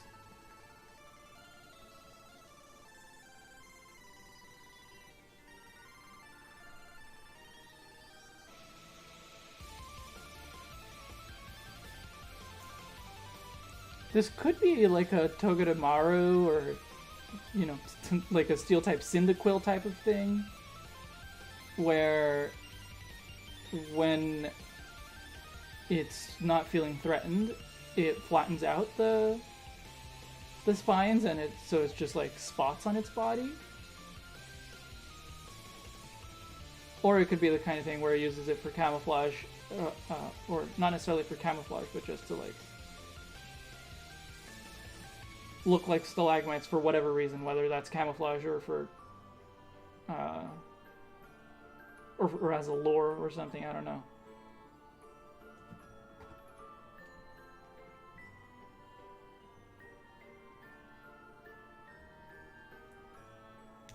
Did you just give it toe beans?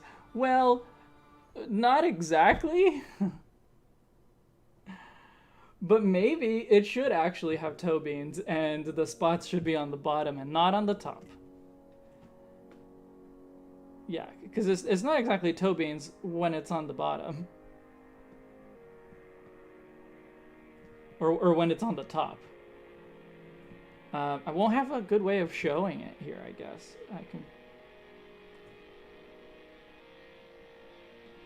I think that's the most I can do, just a little white on the bottom, a little silver on the bottom.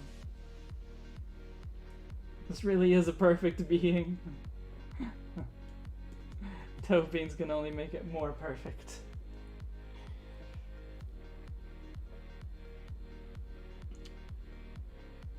What?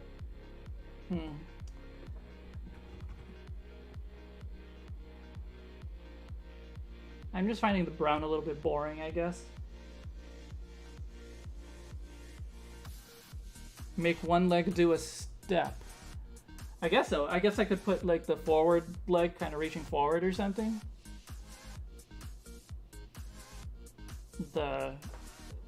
Yeah, I could do that.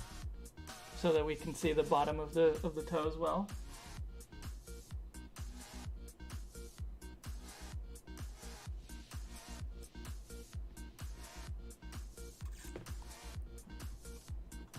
I like the silver and yellow, and I like the brown and yellow, but overall, I'm not thrilled. Like, I think it needs it needs a splash of some brighter color, and we do have the thingy on the compass that could be red. At least I pictured it as red from the start. The eye can be a particular color as well. It could be, I guess it could be red as well.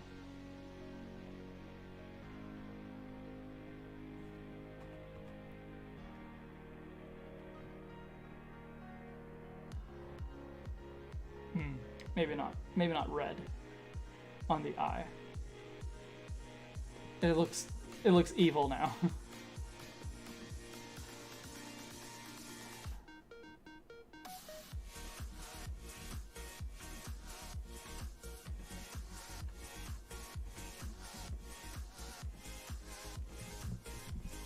Dark blue eye? Try that.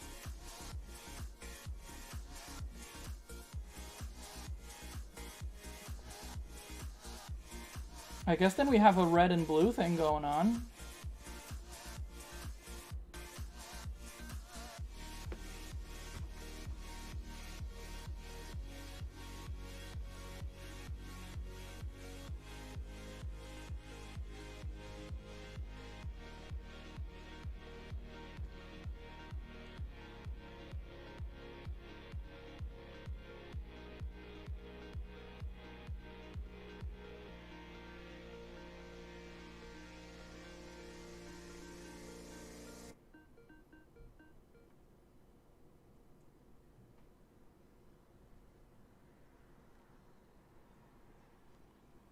Maybe a brighter blue.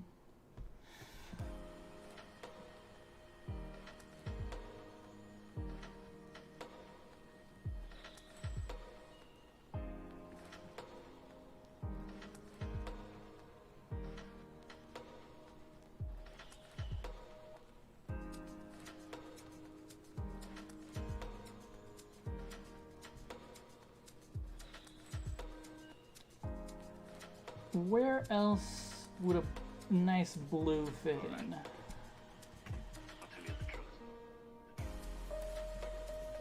Or maybe it's the brown that I need to adjust.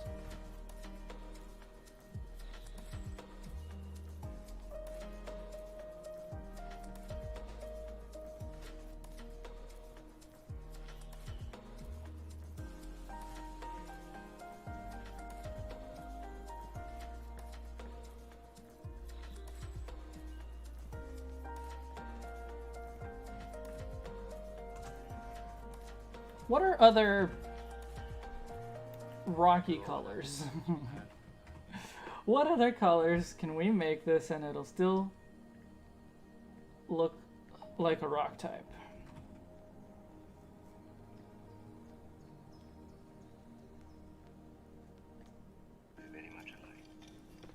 I don't know if that looks like a rock type, but I do kind of look. I like the combination of colors a lot.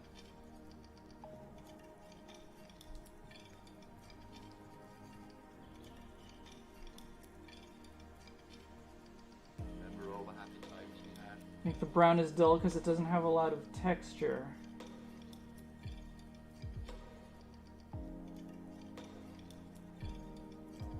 Alright. I'll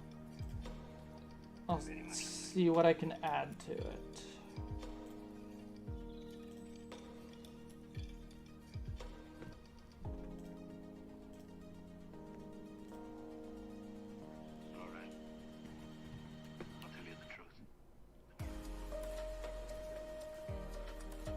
I don't know what texture it would have, though.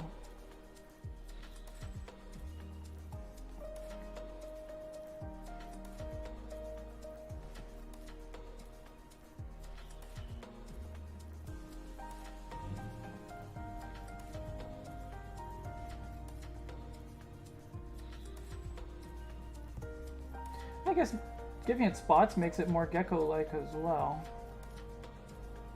And maybe if we also make this texture be sort of 3D, it would also make it more crocodilian.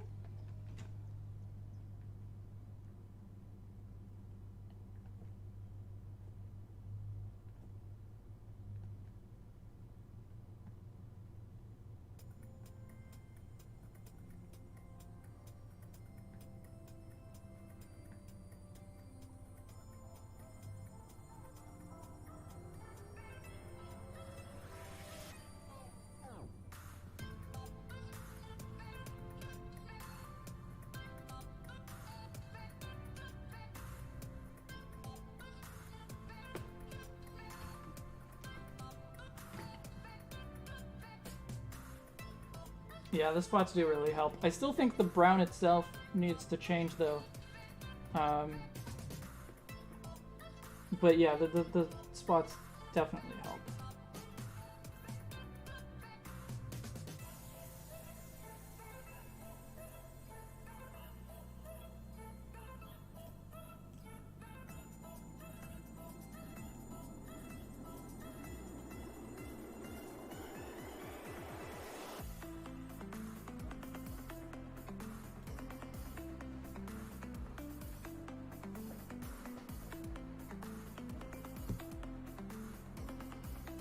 I like that better.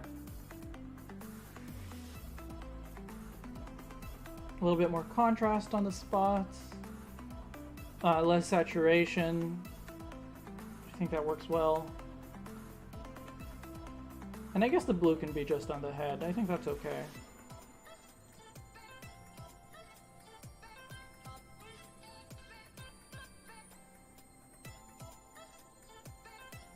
Could have steel at the tip of the tail. Yeah.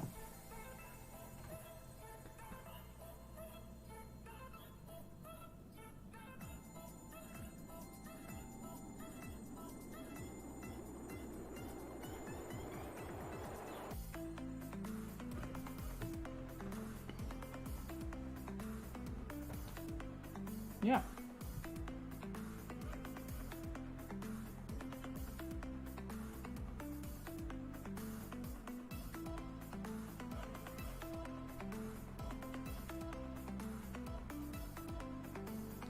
Do I want to challenge myself?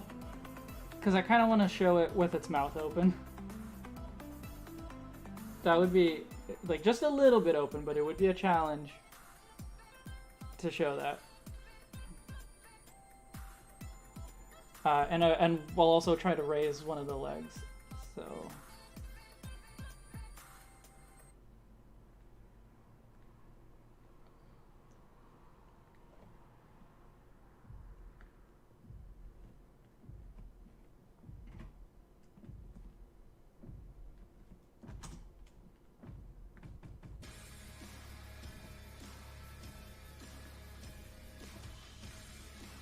What a nice looking creature. It's true. It's a very nice looking creature. So what is the shape of its leg? What is the shape of its paw?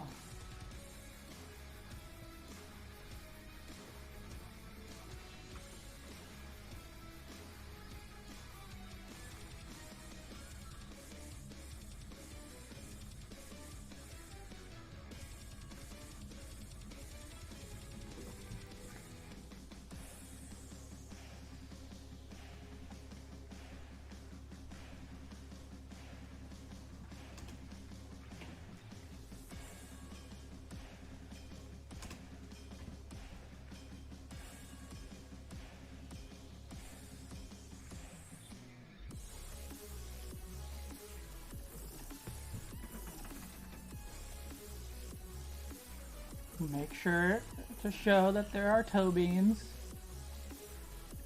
They are the magnetic parts of the feet.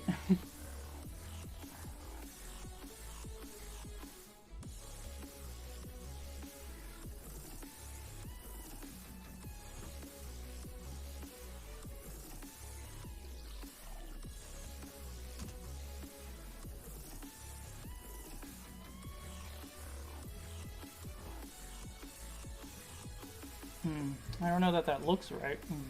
Poses. I don't think the pose is right there.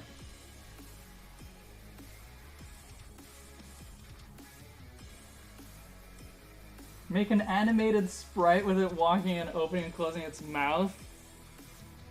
You really do want to challenge me. I mean, if you're gonna challenge me, really, it should be a Gen 2 style sprite, so I have to communicate all of these colors with only 2 shades.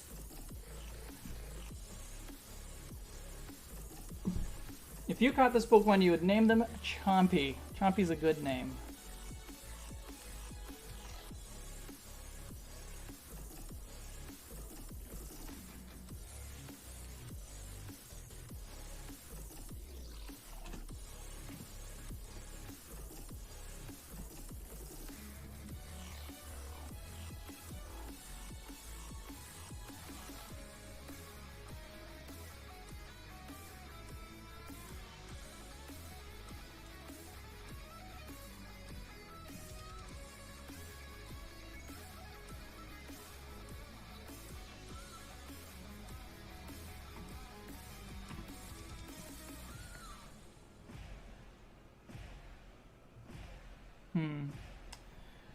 Still can't seem to get the pose of that leg right. In a way that I'm happy with.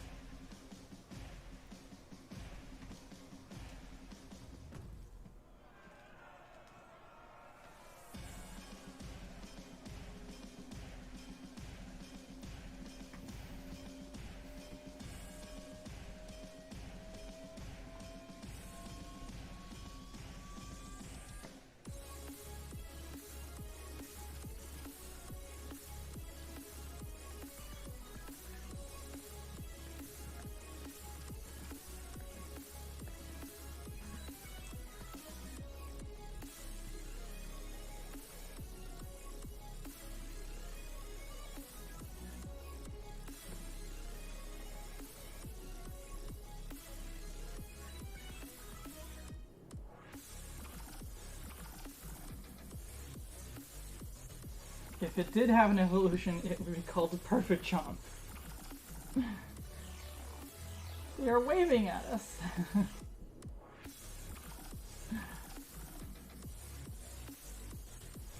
Tilting the paw more counterclockwise?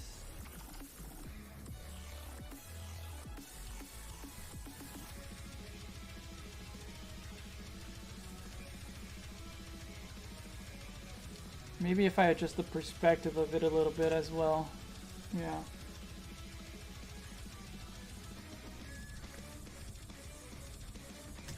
But yeah, the thing is that it's not necessarily a very natural pose anyway, because we're really, like, we're only giving it this pose because we want to be able to show that it has toe beans.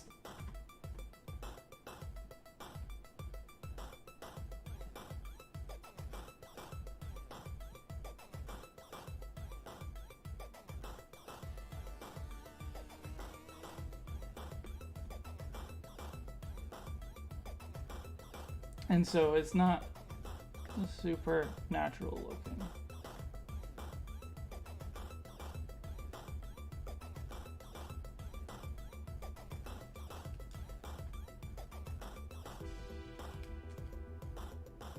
Toe beans are more important than the natural pose. Fair enough.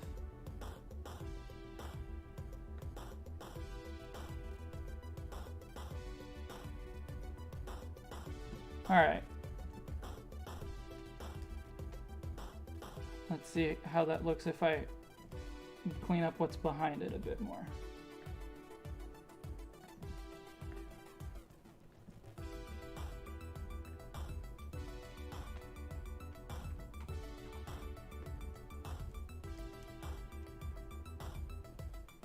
Nope. No, it's because it's because geckos are like this, and so it has no reason, I guess, to face it outward. It would have to be facing perfectly forward. That would work. But then we see very little of the toe beans.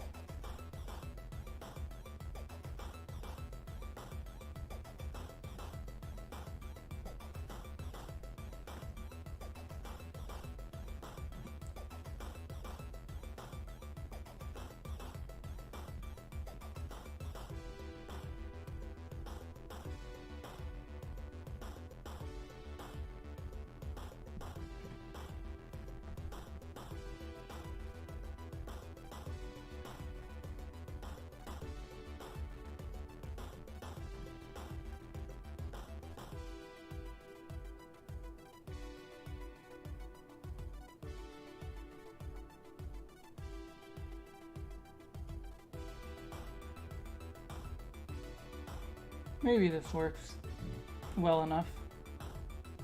You get to see the magnetic pads.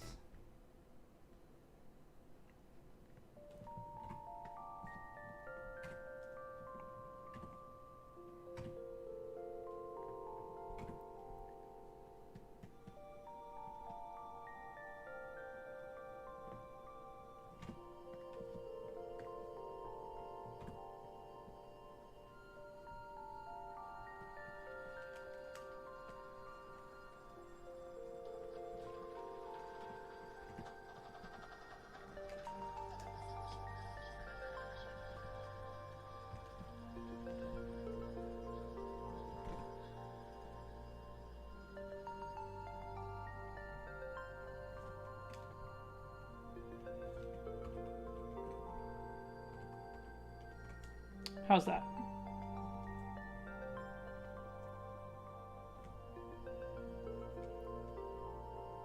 I think I still need to adjust it more, but the pose is better.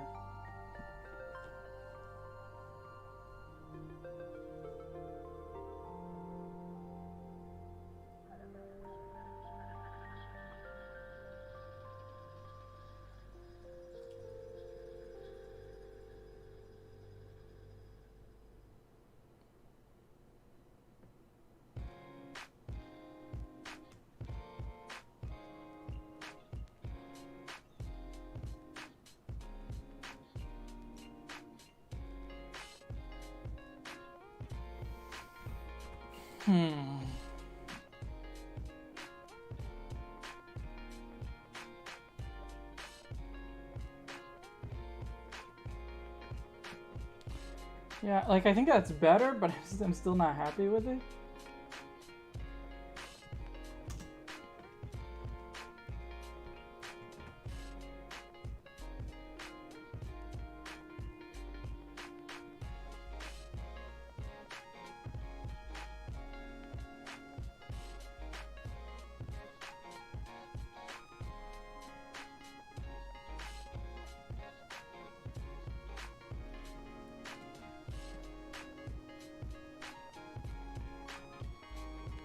Maybe it just has its hand lifted and it's like attached to a glass.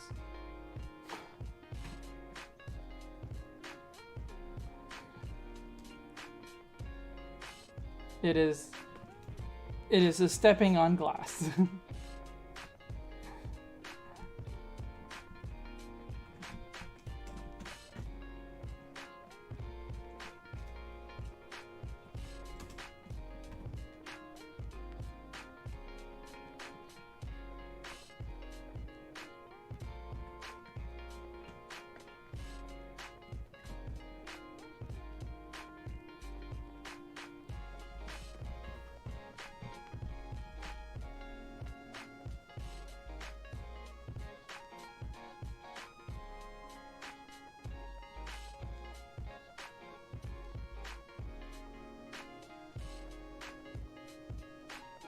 It's stepping on a wall made by Mr. Mime. Maybe. What if it's trying to get an itch on its head with the back of its hand? But then... Oh, I guess like this you mean. Yeah, because if it was doing this, then we wouldn't see the toe beans anyway. And I think this would look awkward as well.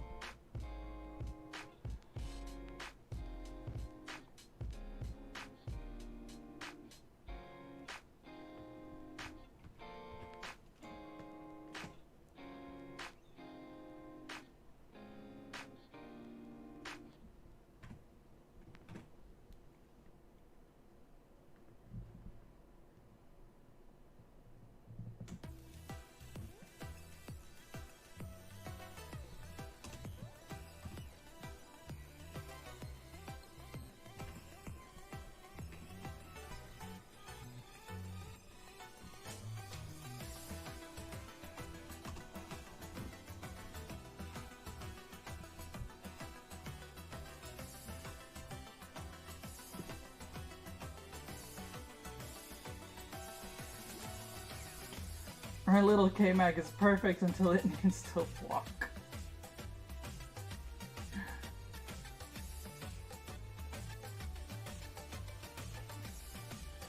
think this probably works. I have to get some of the body back.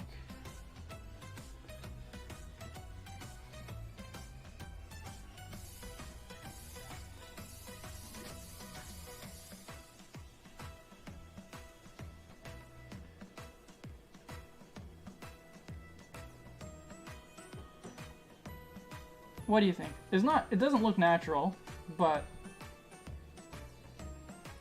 it probably accomplishes what we wanted it to do.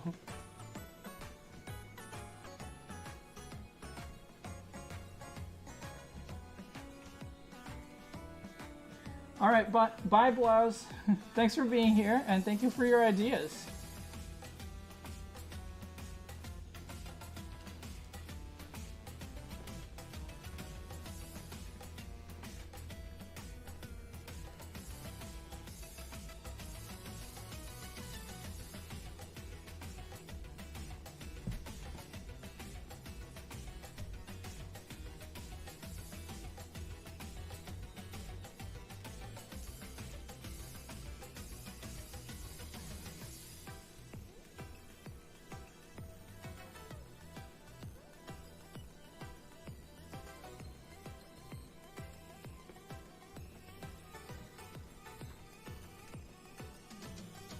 Maybe if the head was facing us a little bit more.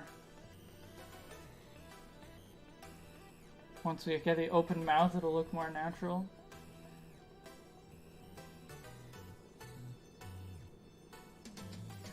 Alright.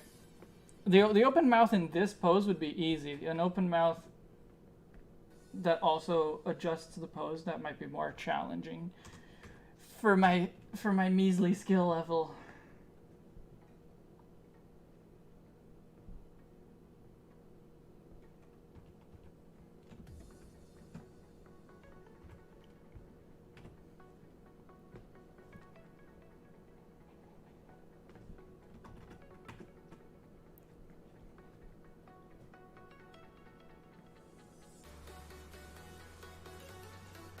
I also can't make it face us too much because the foreshortening would look really weird and kind of hide the bullclip look, I think.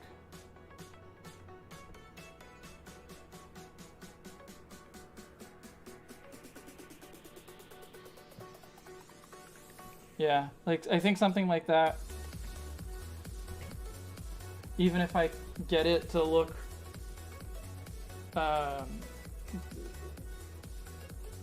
like, even if I get the perspective to look right, I think it won't be that great.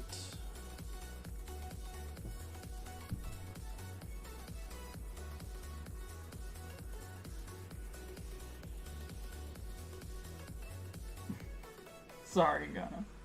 Sorry for calling my skills measly. Maybe just put the leg down. Maybe just put the leg down.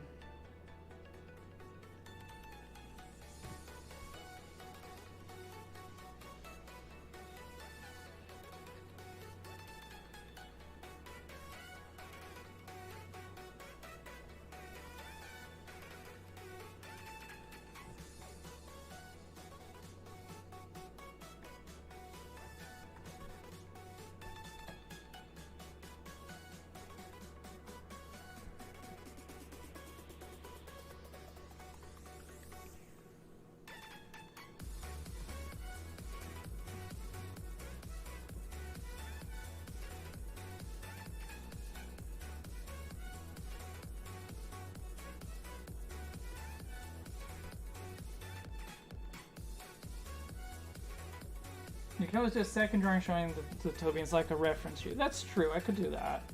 I could do a...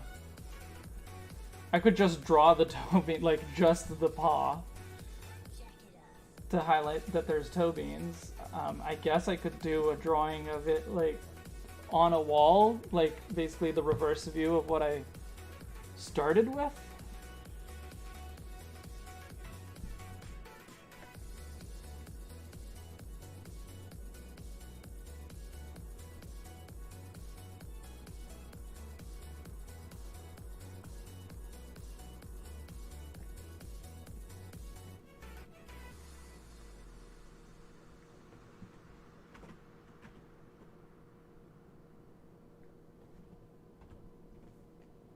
well, I like the way that head looks.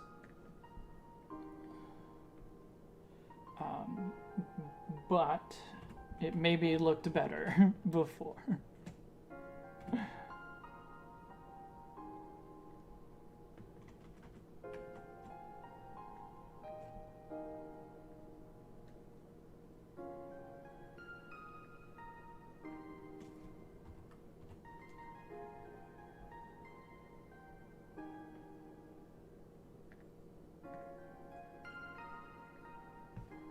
Oh, whoops! The top row of teeth I actually meant to draw on a different layer.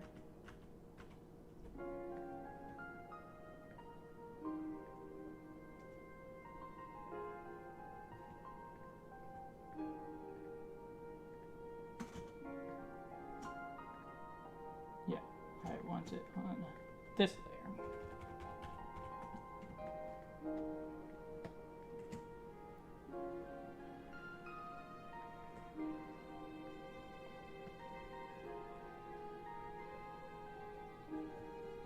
Also, nostrils,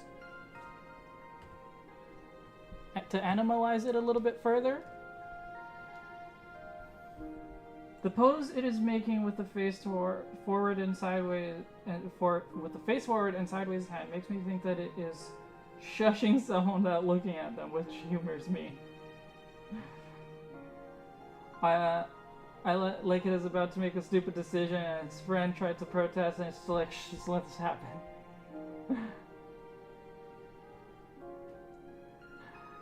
How was Indigo's cake day? Indigo's birthday was yesterday. We didn't really do anything special because she had to work. And on Fridays she works late, so obviously I gave her gifts in the morning, but so we're either gonna go for dinner tonight or tomorrow, and we have friends coming over for the first time. Like, we're gonna see other people tomorrow for the first time since October. So that's exciting. Yeah, I think I'm gonna have to keep the legs. I'm gonna have to keep the legs.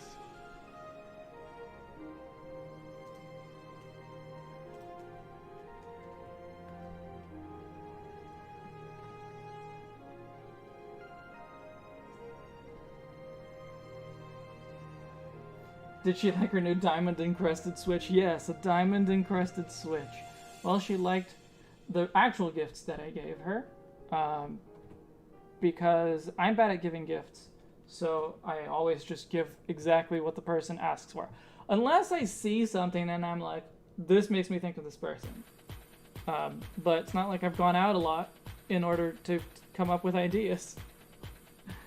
So it's mostly a bunch of kitchen utensils, like baking things that she'd been wanting for a while. So I like this, and I think I'll just put the drawing of the paw, whichever one it was, this one. I'll just put it on the side so that I can show that it has toe beans. I think that's what it is. A worthy sacrifice. Like, the toe beans still exist. They're just not visible. They're in spirit. That's what I'm trying to say.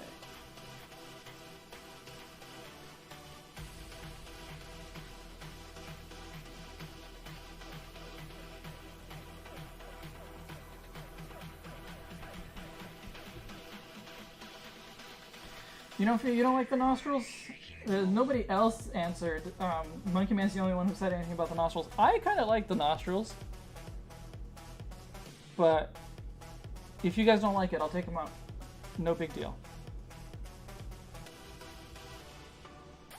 No nostril? Okay. That's already 2 against 1. So I will take them out. Which layer was it? This one?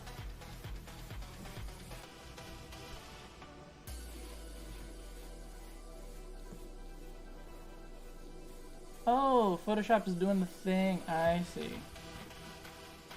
Alright, I don't think I need to close everything. I think I only need close this version of it.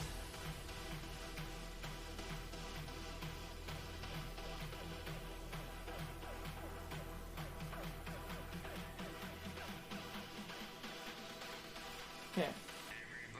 Right, hopefully you're still seeing exactly the same as you were before. But now I can work. Good, okay.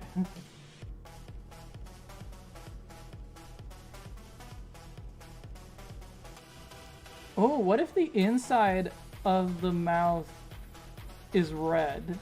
Because we had that red before that we took out. But if the inside of the mouth is red, we can bring some of that back. And then we still have a red and blue thing. Otherwise, I'll just keep it as yellow and silver on the inside. But we can make it so that it looks fleshy.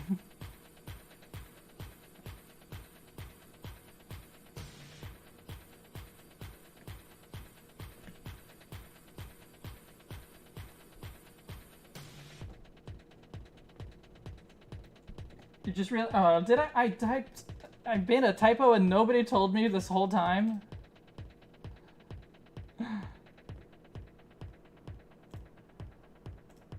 Borbs. Sorbs.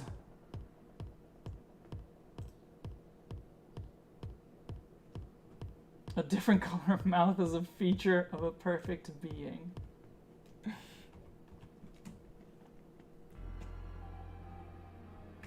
Oh, come on, Photoshop. I literally just fixed this problem. Alright, well.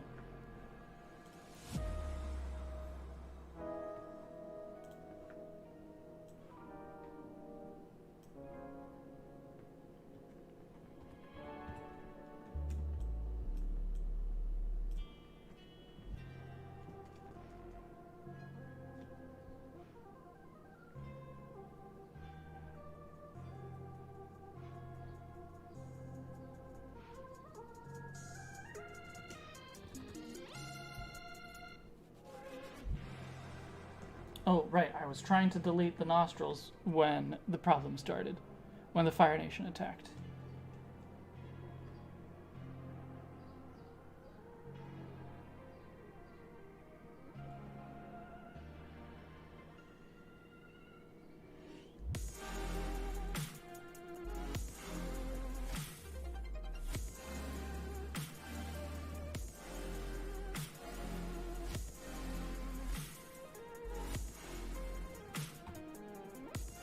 Yeah. I like it. Perfect life form? Yay or nay? Oh, thanks, Jaren. I actually just fixed it. Maybe the video hasn't quite caught up for you yet, but I just fixed it actually, so thank you.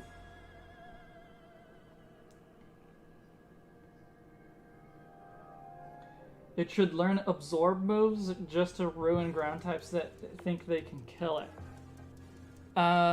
Maybe. Like, I feel like absorb... yeah, like, absorb, sure. But I don't know about much more than that. You think the mouth could be a darker red?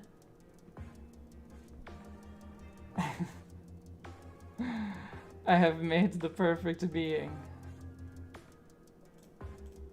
Alright.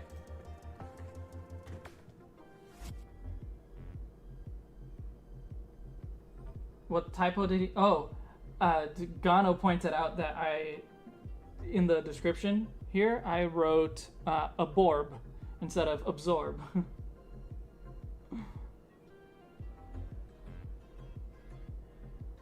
Uh-oh, we have a disagreement. Mouse should be the same color as the outside. Here, I'll do a very quick version that shows that, and then we can know for sure. But I do like the color being... I do like it as red because it helps make it more of an animal, or feel more like an animal. and just so that it still looks shaded, even though this is definitely not final. Shading will come shortly, but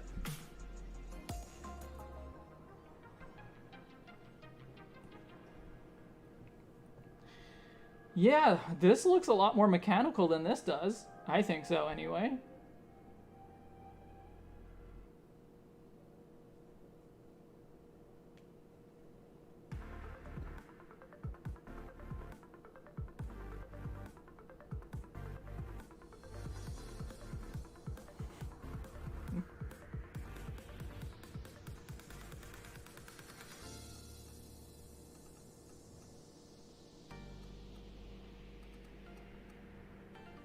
Oh, the Crocodilian. I don't think I actually typoed the Crocodilian. I just wasn't sure which way to go, and then I trusted Gano for some reason. Yeah, I think it has to be with the red. So. Do you guys want to see this in, like, Sugimori style? Or my style? My style is easier for me. It's a simpler style and one that I'm more comfortable with, of course, because it's the one that I like the most. Sugimori style would help make it a more convincing Pokemon.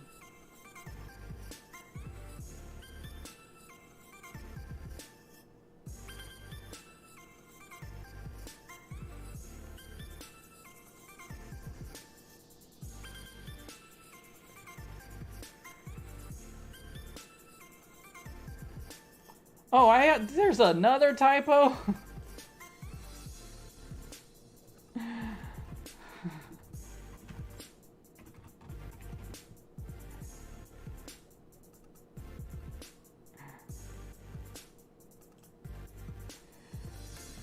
I developed it for a reason. That's true, but I developed it because I like, or I prefer to have a style that I'm comfortable with for whatever I'm drawing. With the point of doing the Sugimori style is to make it a more convincing looking Pokemon. And it really works for that. It really makes a big difference, at least I think it does. But since you guys are happy with the way that I draw, that's what we're gonna do. So let me just quickly make a palette and then I'll get started on final lines. And this actually took much longer. Well, not necessarily longer than I expected, but it's already been 3 hours and I was thinking, oh, maybe we'll do another one. Well, maybe we'll do one of the other ones, but I don't think that that's gonna happen. I think that by the time I finish this, I will be done.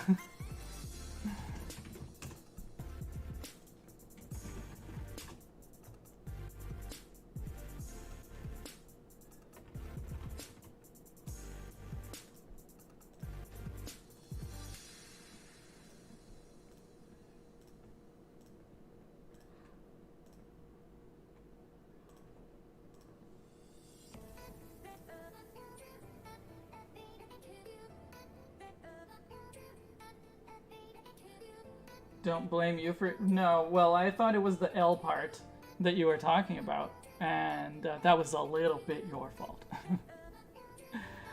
the D instead of a C. Yeah, I didn't see that.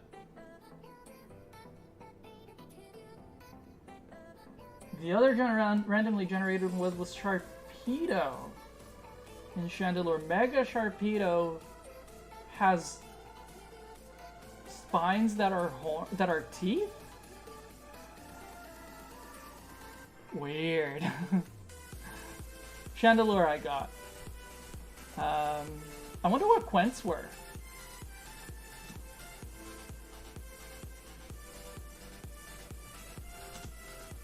I don't know if Quents is watching, but if you are, let us know what Pokemon your suggested Dex entry came from.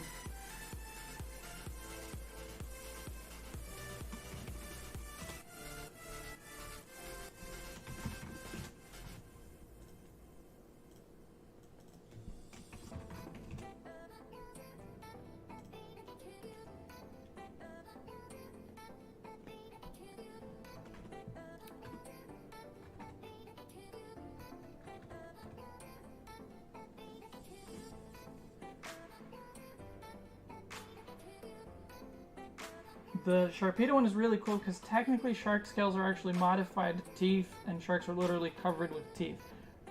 Are they modified teeth, or are they just made of the same stuff as teeth? That's kind of two different things, but...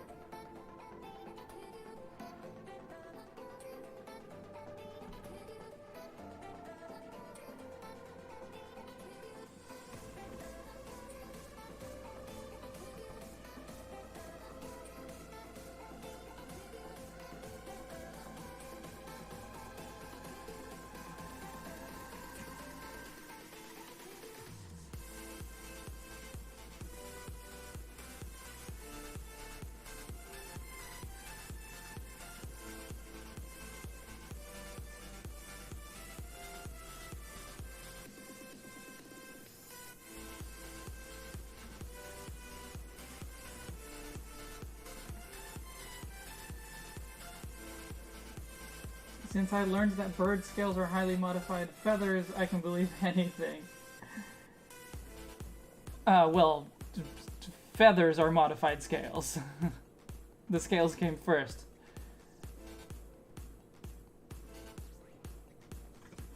As far as I know, anyway.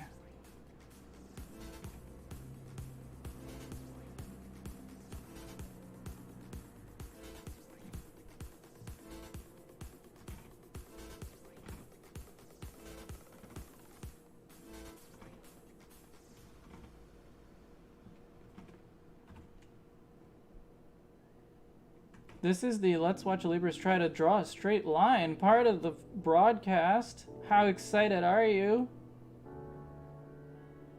Nope, not straight enough.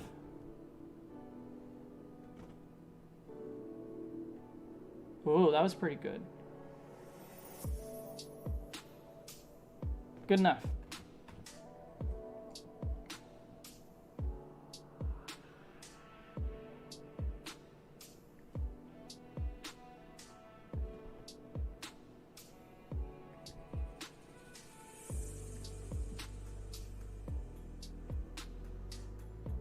This is Pride Month, no straight lines allowed.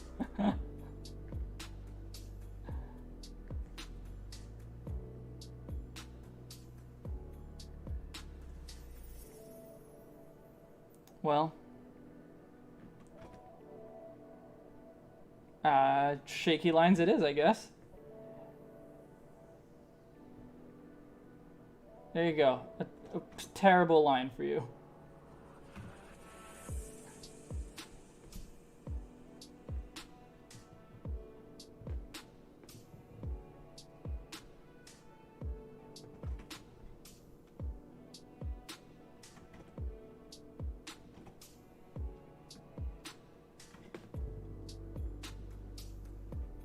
What's the best angle for me to draw a straight line in? That's probably that one. So I think that when I do this, you can't see it. I think it won't affect it for you. But basically, I'm rotating the canvas on my view of it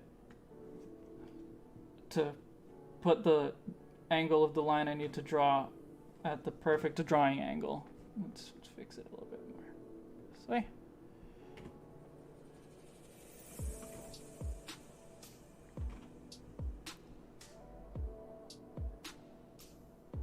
I went too far.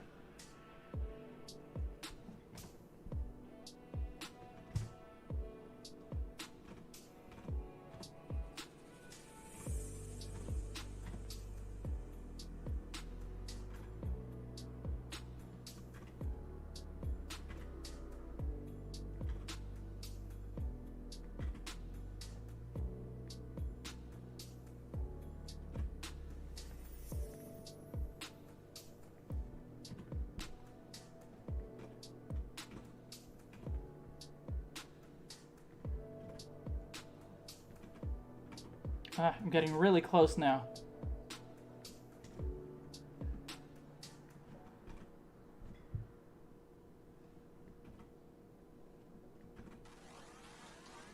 There. I messed up at the very bottom here. The very start of the line.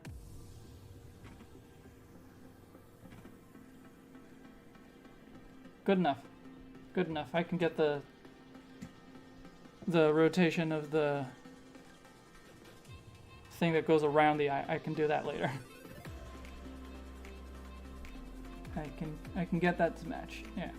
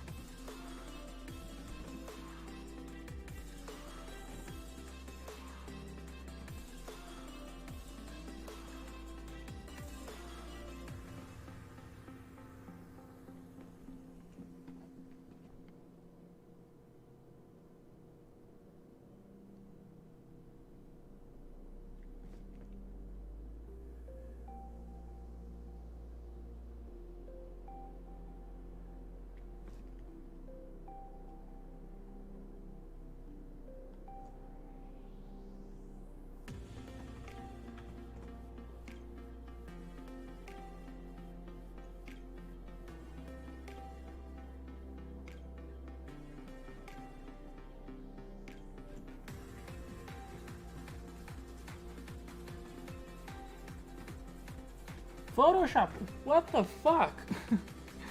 It's like the third time that it becomes unresponsive, and it's like it's not actually.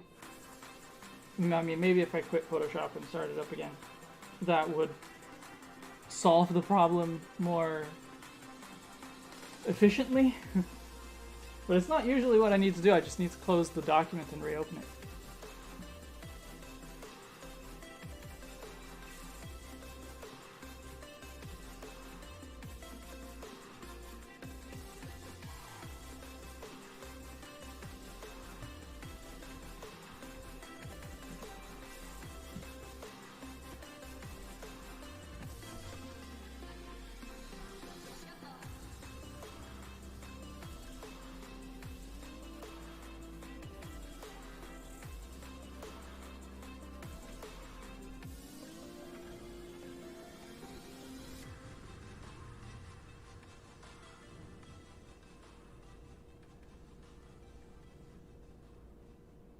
We're all just really weird landfish. It's true.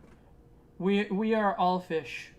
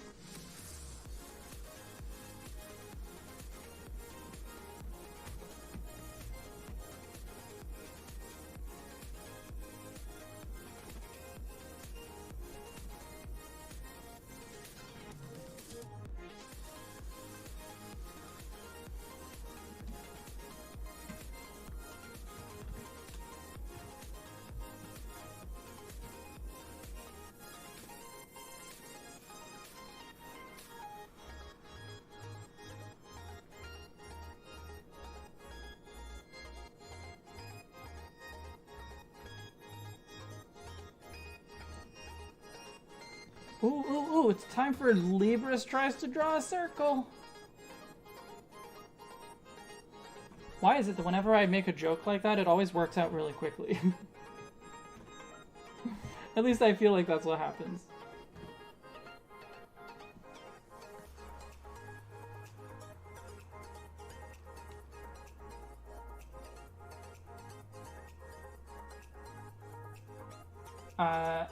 The other day I learned sharks have been starting to evolve walking on land for short periods, so I'm excited for the Garchomps of the future. Huh. I wonder what the advantage is that they're after.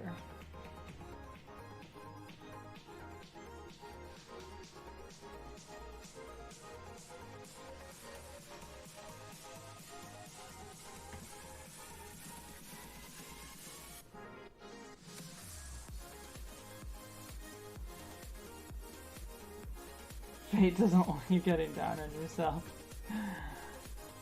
Well, too late.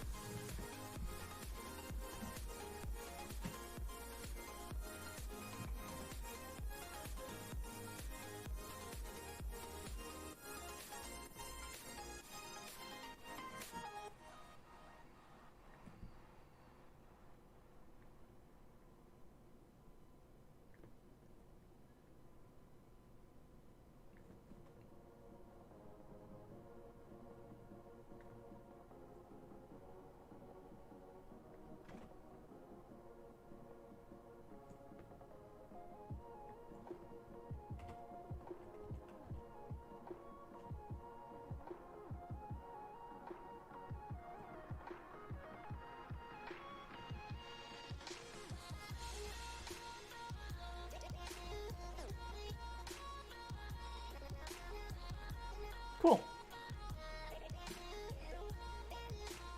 Certain sharks use land to get between water sources, like the small sharks that can end up in tide pools and stuff. They will go on land to hop between pools and stuff. I can't stop imagining a shark with legs.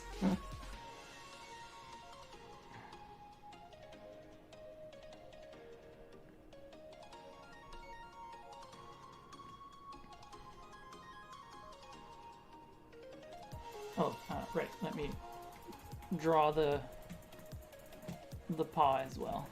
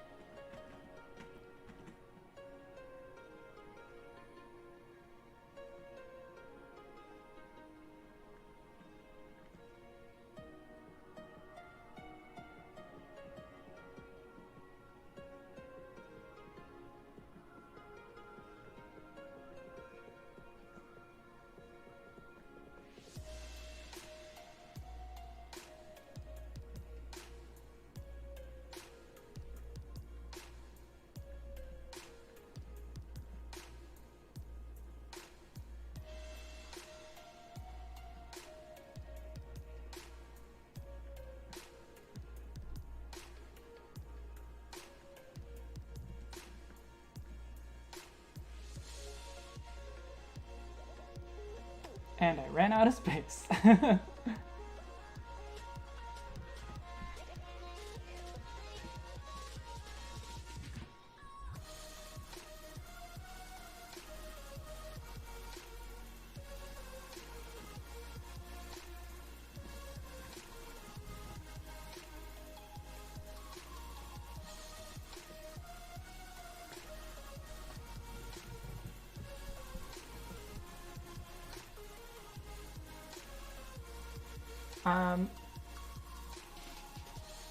Great white shark with human leg, reverse mermaid. Oh dear.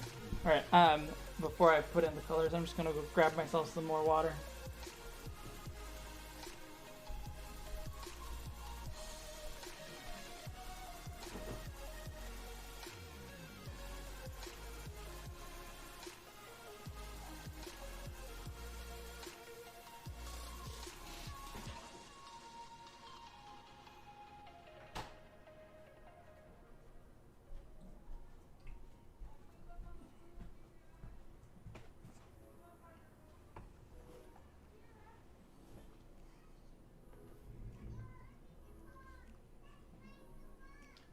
I can just imagine Chompy as a pet and all the silverware getting stuck on his feet as they run around.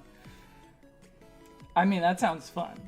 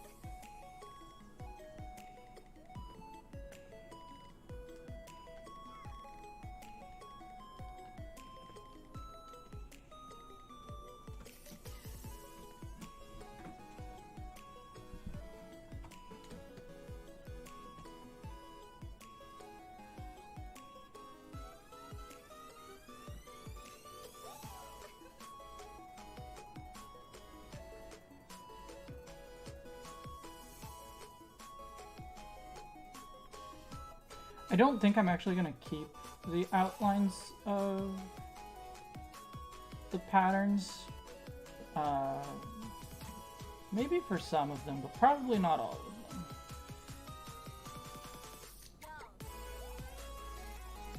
But actually for the spots it might be a good idea. It might look better that way.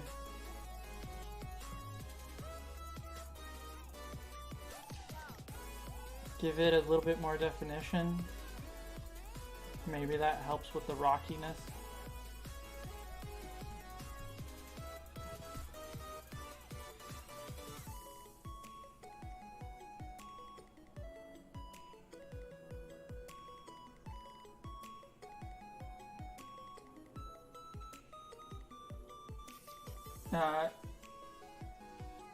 In the middle of the night, Chompy goes into Zoom Zoom mode, and you just wake up here and clang, clang, clang, clang.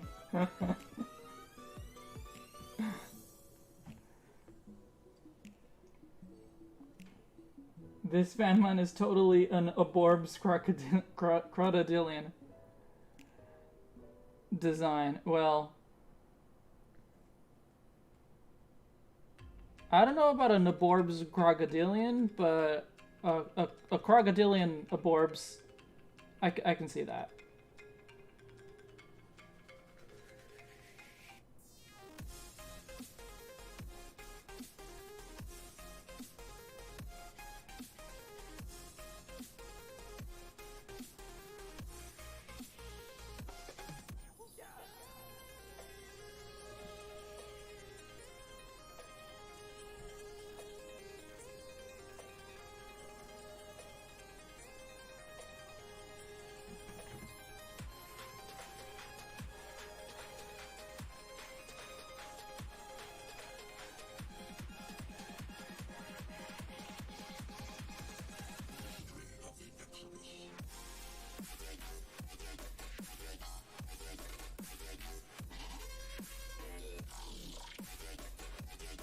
Every steel Pokemon hates Chompy.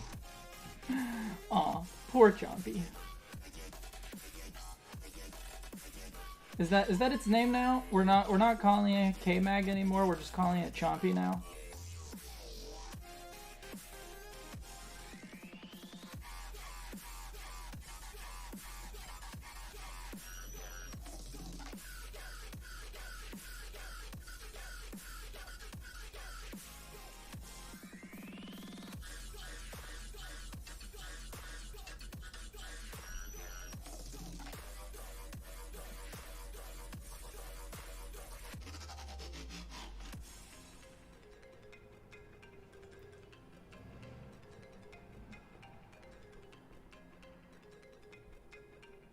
Chompy the K-Mag. Lee's name was perfect, just like this creature.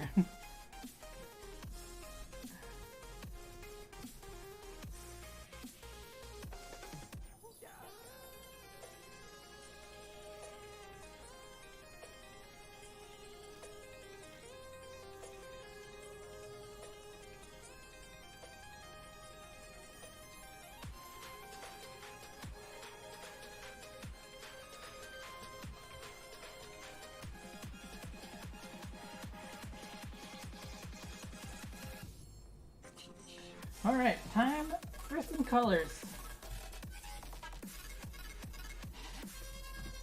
Oh, wait, no, I missed. Oh, no, I got it. I thought I forgot a part, but I did not.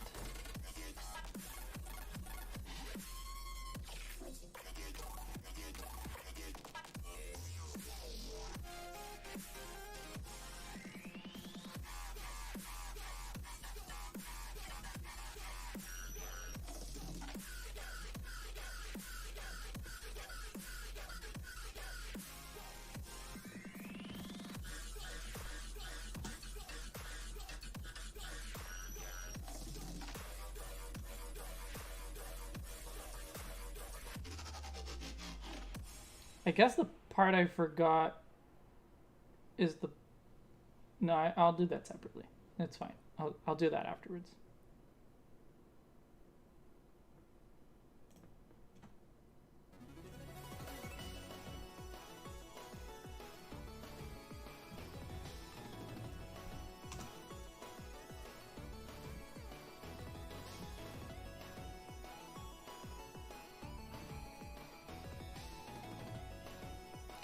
There's the part I forgot. I didn't close off the line on the mouth. That's okay. I can work with it.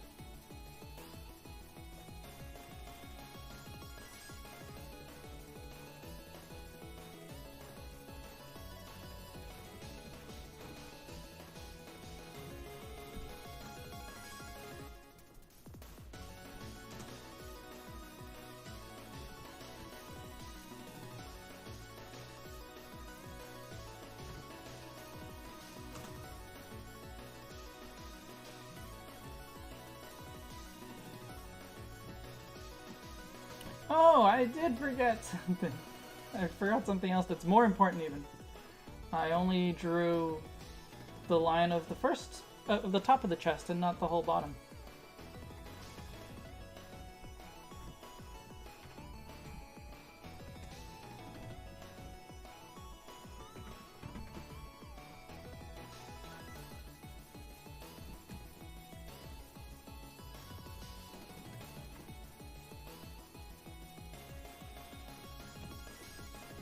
I guess I'll take this opportunity to close this off.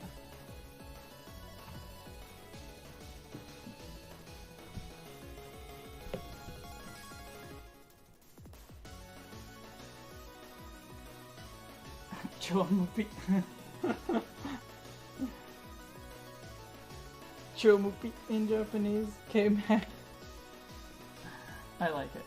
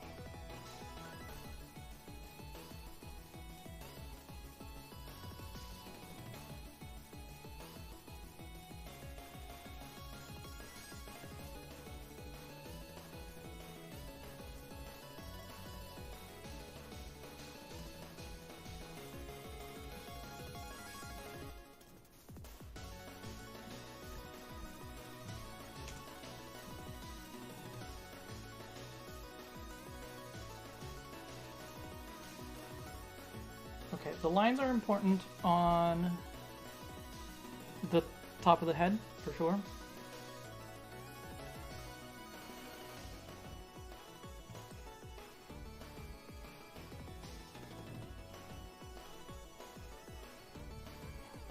Outlines on the spots and the spikes, or no?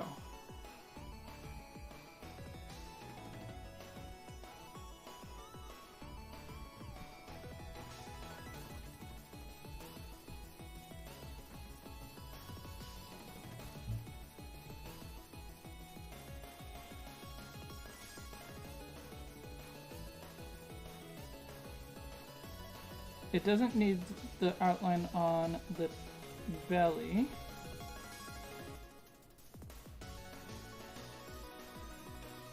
And I'll keep it on the tip of the tail as well.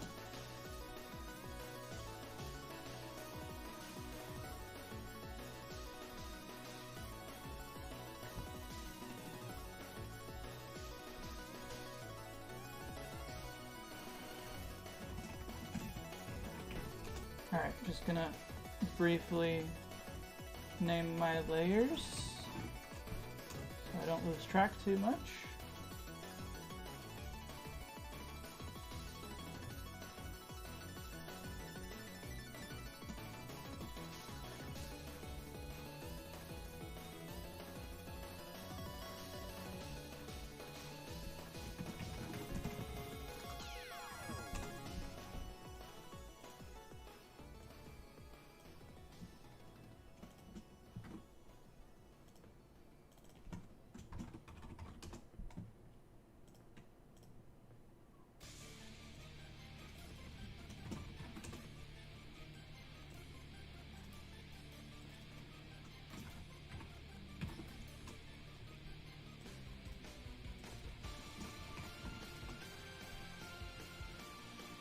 Yes, outline. Okay.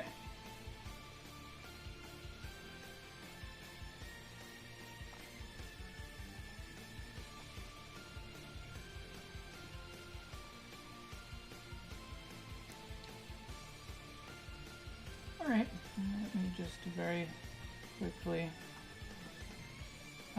color in the floating paw as well.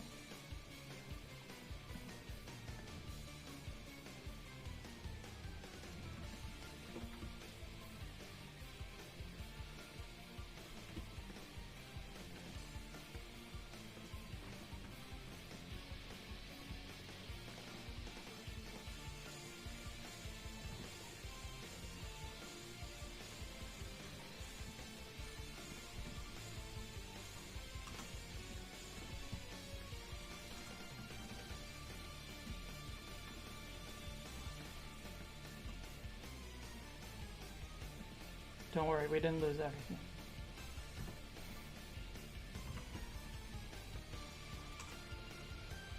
Alright.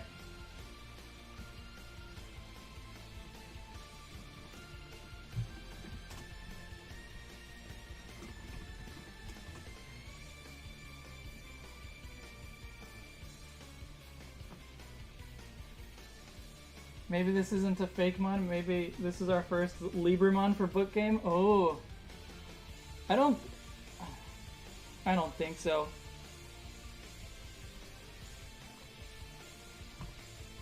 I don't know how to go about building that game.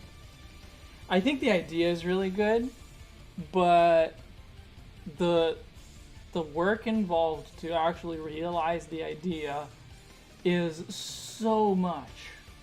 Like, not just to make a playable game. Obviously, like, the making of a game is there's a lot of work. But to fully realize the idea that I have in my head, tons of extra work. Oh, Lee, you haven't heard about it. I guess you don't go on the Discord very often. But yeah, I have a game idea. And I really love the game. The idea of the game is just gonna be a ton of work for me to actually do it. If I can actually do it one day. I want to, but yeah. I can tell you more about it in the Discord. I don't want to waste the time of the stream talking about it, but yeah.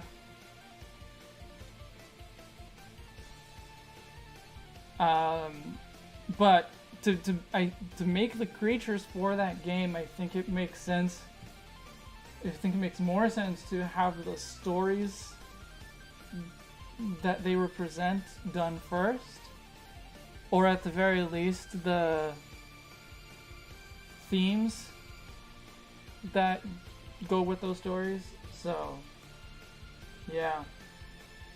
You could, if you do a search, you might be able to find it on the Discord. I'm probably going to do that myself, but I can just tell you there as well later, so that you don't have to go through all that trouble. Okay, so I'm going to shade this now. Normally, I would shade it by reusing shades, but most of these shades I think won't work as shadows for each other, which is too bad. So I guess I'll just make new shades for shading.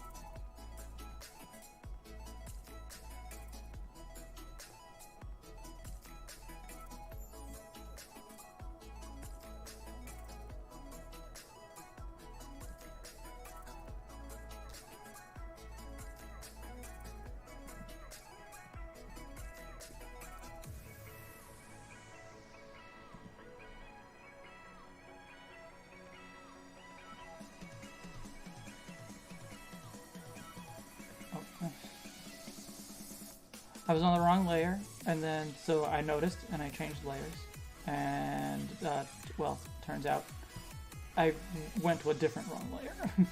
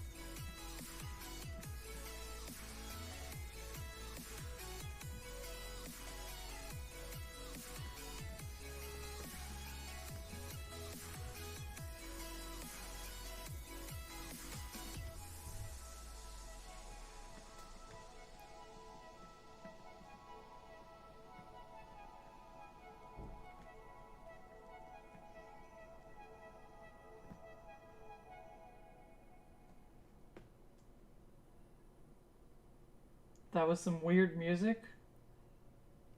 I am barely paying attention to it, to be honest. But if there's any music that you'd like outright don't like and you want me to skip, just let me know. I'll do it.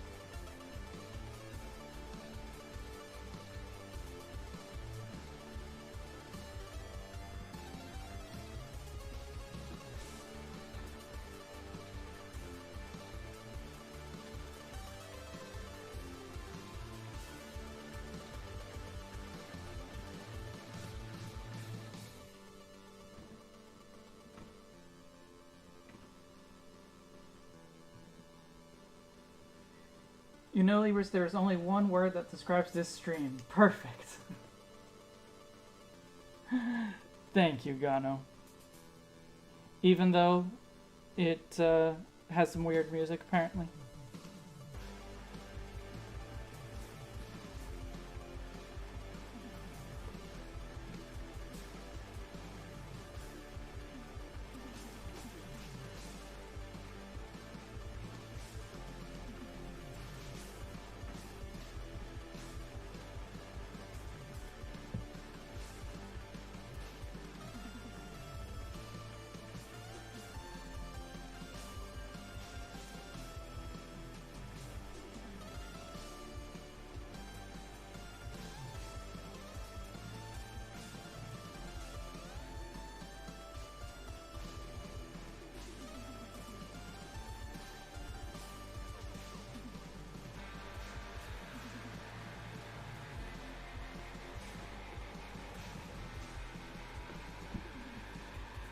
If you want more perfect content, like and subscribe, and don't forget to click that bell. Thank you, Gano. I think I'm gonna make a command for like and subscribe, but obviously that requires the commands to actually work.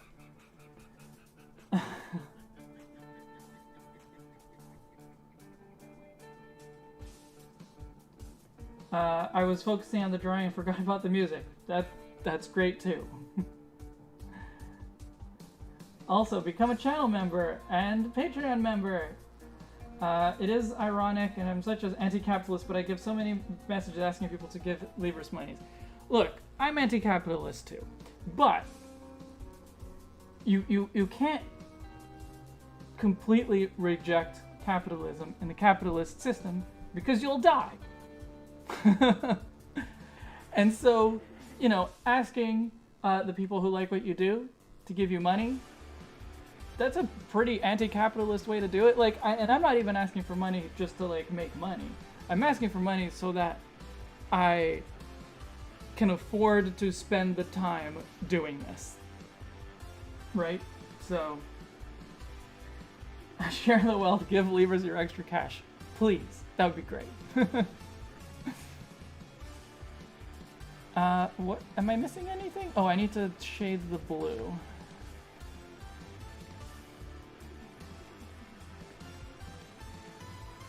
I missed the blue entirely, actually.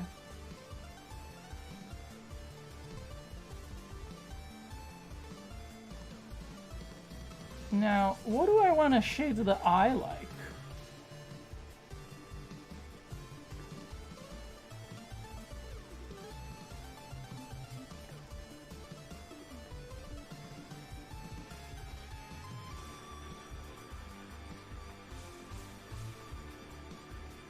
Maybe just that.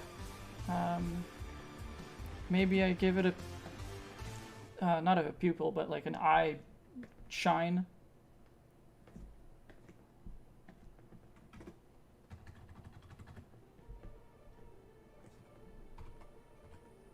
What do you think? Eye shine? I kind of like it.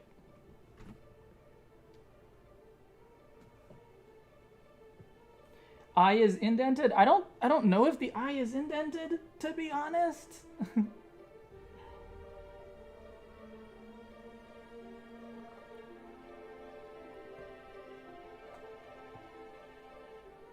Sharon is singing the Chompy song. All he does is say Chompy, Chompy, Chompy.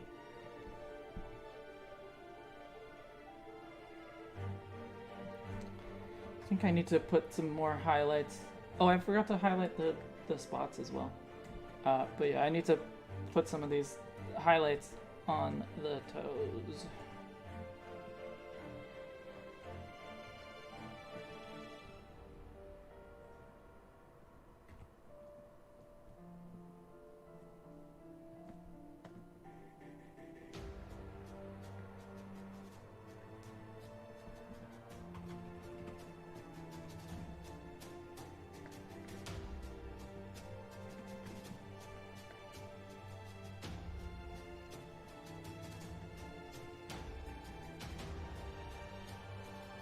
Oh, I made that. It's fine. It works okay. And I guess I'll just shade the lines then. I think that's all that's left.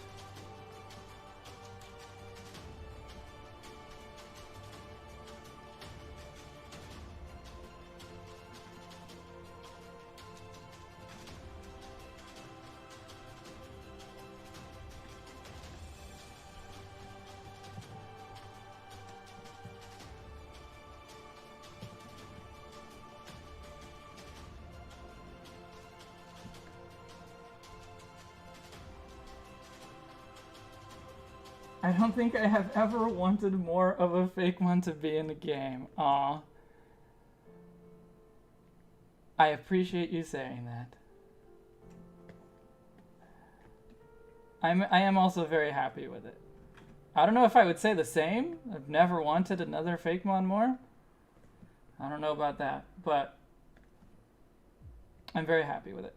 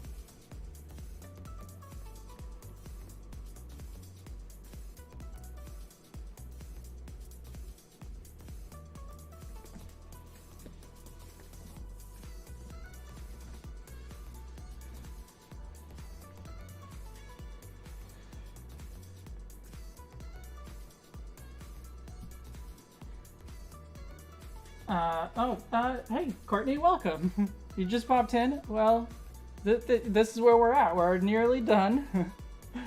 But yeah, this is a magnetic alligator gecko based on Pokédex entries that came from Ferrothorn and Relicanth.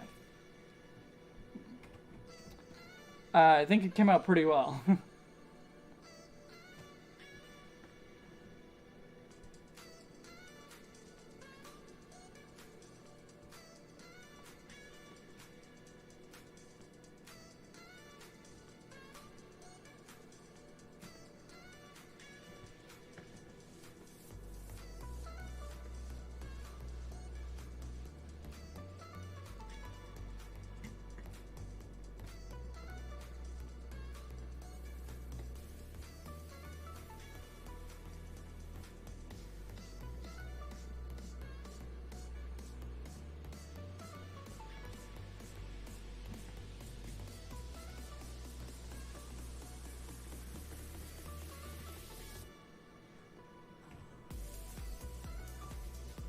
It's cute. I like the alligator clip head. Reminds me of Manectrix.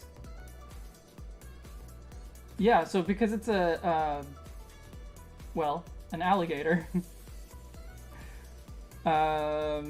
we gave it an alligator clip for a head, and I really like it. I think that's the idea that like makes this concept work.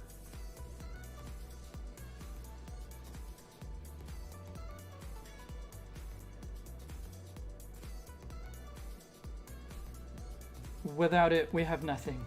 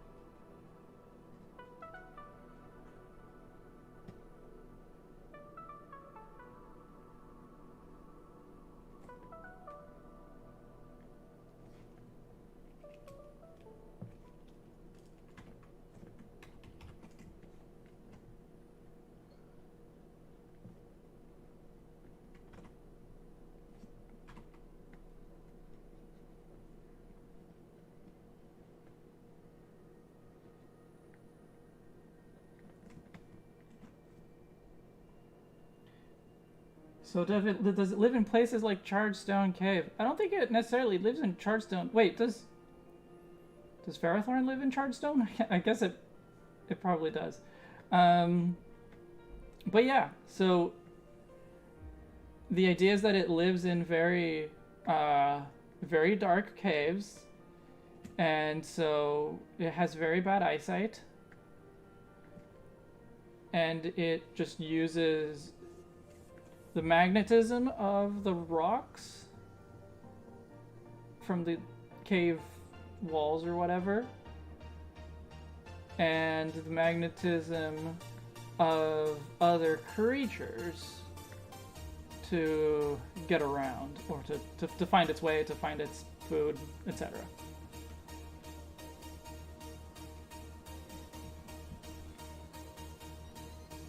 Alright, what parts am I forgetting?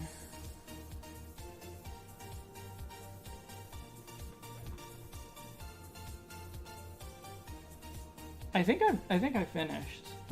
Oh, the part that I'm forgetting is just the outlines of the standalone paw.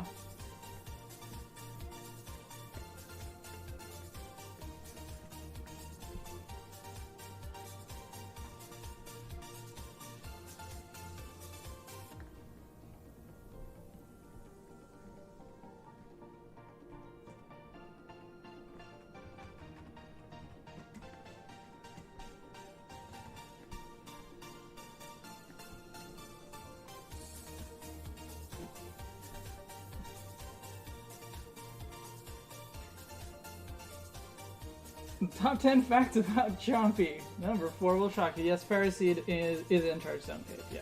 Oh, right, Ferroseed, not Ferrothorn. It's basically the same thing, but... I think that's done.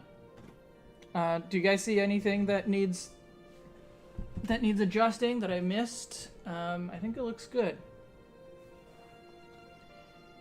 And also, did you guys enjoy not just this stream, but the process of starting with nothing and all of us together trying to come up with a cool idea that fits to basically random Pokédex entries?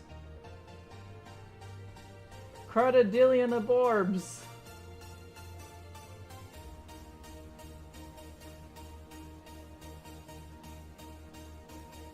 You had fun? I'm glad you did, Shu.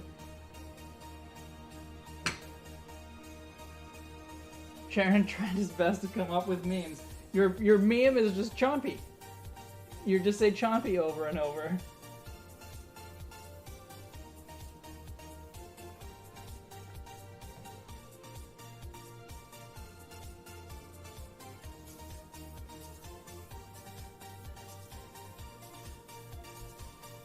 And also, that was Lee. Lee was the one who came up with the name Chompy. But its actual name is K-Mag. Which I will write its name. I will inscribe its name into history.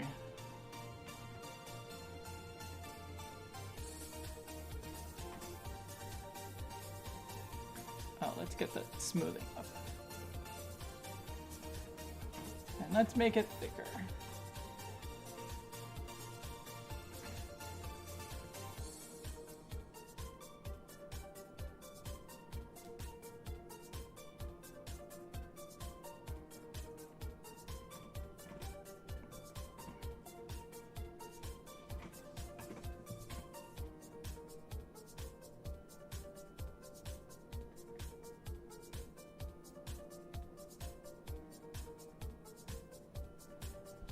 Wow, I wrote that very messily. Let's try this again.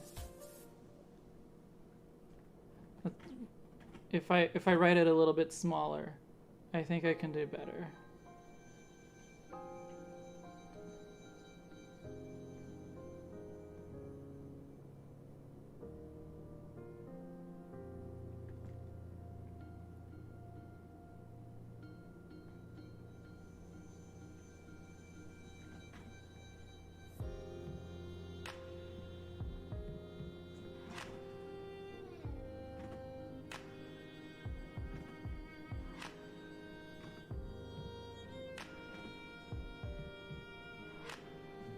Good enough.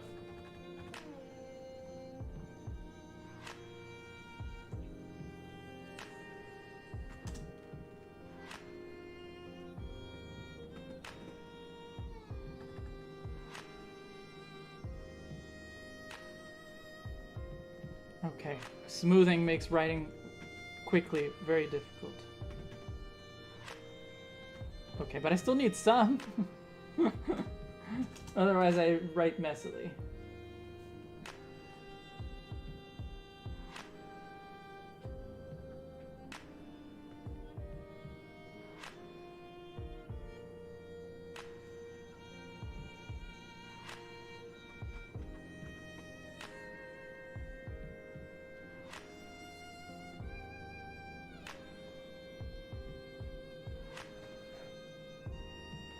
I don't know if I'll keep all of this text on it. I don't like it. But anyway, all right, there we go. This is welcome to the world, K-Mag. I can feel drawing the sea so hard.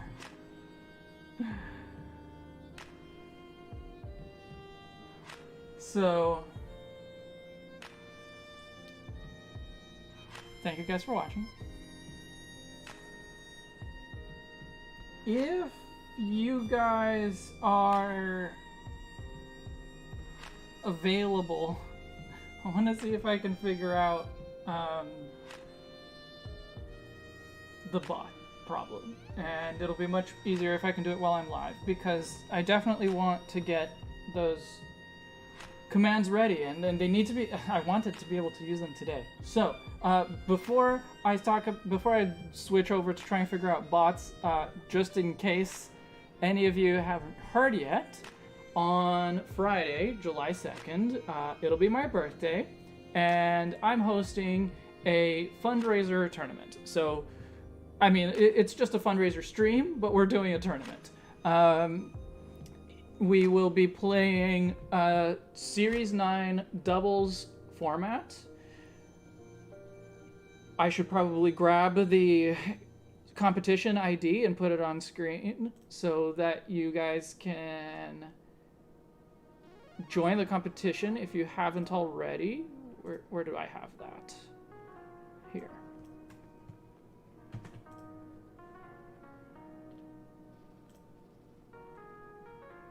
Oh, wait.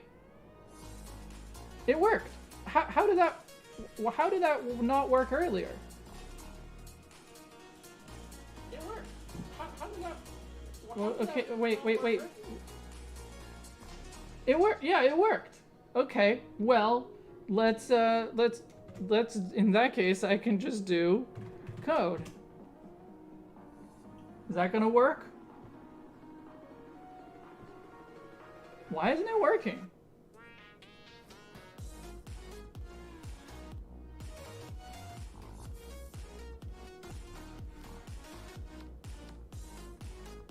Oh.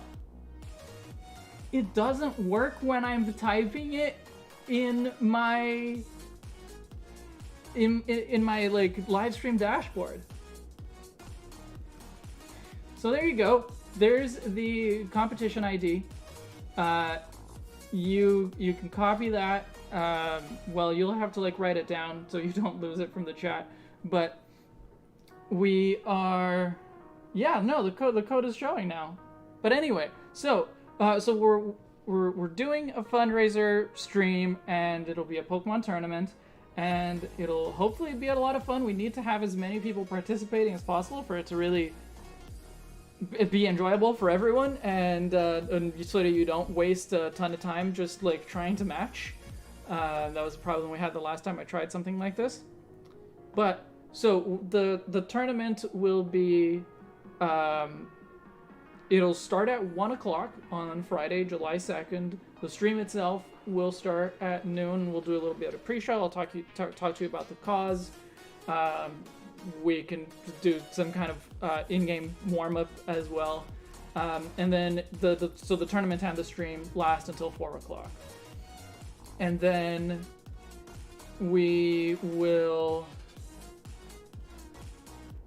I will lose to everyone because no one will bring a meta team. I haven't decided what team I'm bringing, but I'm excited to play. I'm excited for the fundraiser. Of course, there is also the donations. Of course, you can go and donate now. I don't particularly expect you to. Before the stream, I will be happy if you do decide to contribute.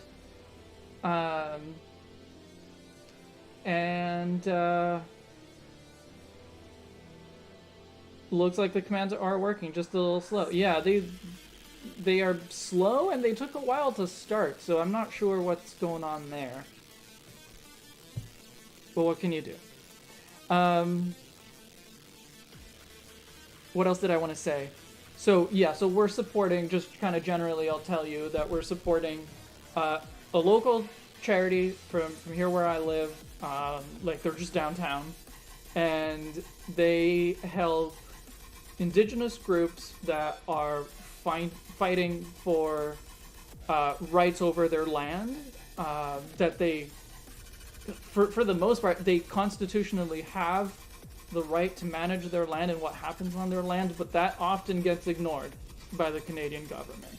And so often they have to fight in court, and so this competition, this charity helps to fund these court cases. And so in particular, we're fighting against the construction of a hydroelectric dam that has been shown to be unnecessary, dangerous for the location where it's being constructed, and it's also extremely costly, and the province is going forward with it anyway. And of course, it is a infrastructure project that the nations whose territory the province wants to build on, they don't want it there. So they go to court for, I think in January, so right now they're doing prep, various kinds of prep for that, and so that's what we're gonna help them make happen. I hope that you will, at the very least, watch the stream again Friday at noon, same time that we started here. If you're available and if you're into it, join the competition. Help make the stream itself interesting, and we could end up battling each other. That would be fun. And then, if you can contribute to the donation pool as well. Donations go straight to them. Don't go through me. We just have that one page that keeps track of how much my community has donated. So, I think that's it for today. Thank you again for joining me. I will see you on Wednesday for hopefully a Pokemon Conquest win this time. Tried that battle twice and lost it twice, but so trying to actually finish Pokemon Conquest on Wednesday, and then fundraiser stream tournament on Friday. All right. Thank you guys, and I will see you Wednesday. Bye.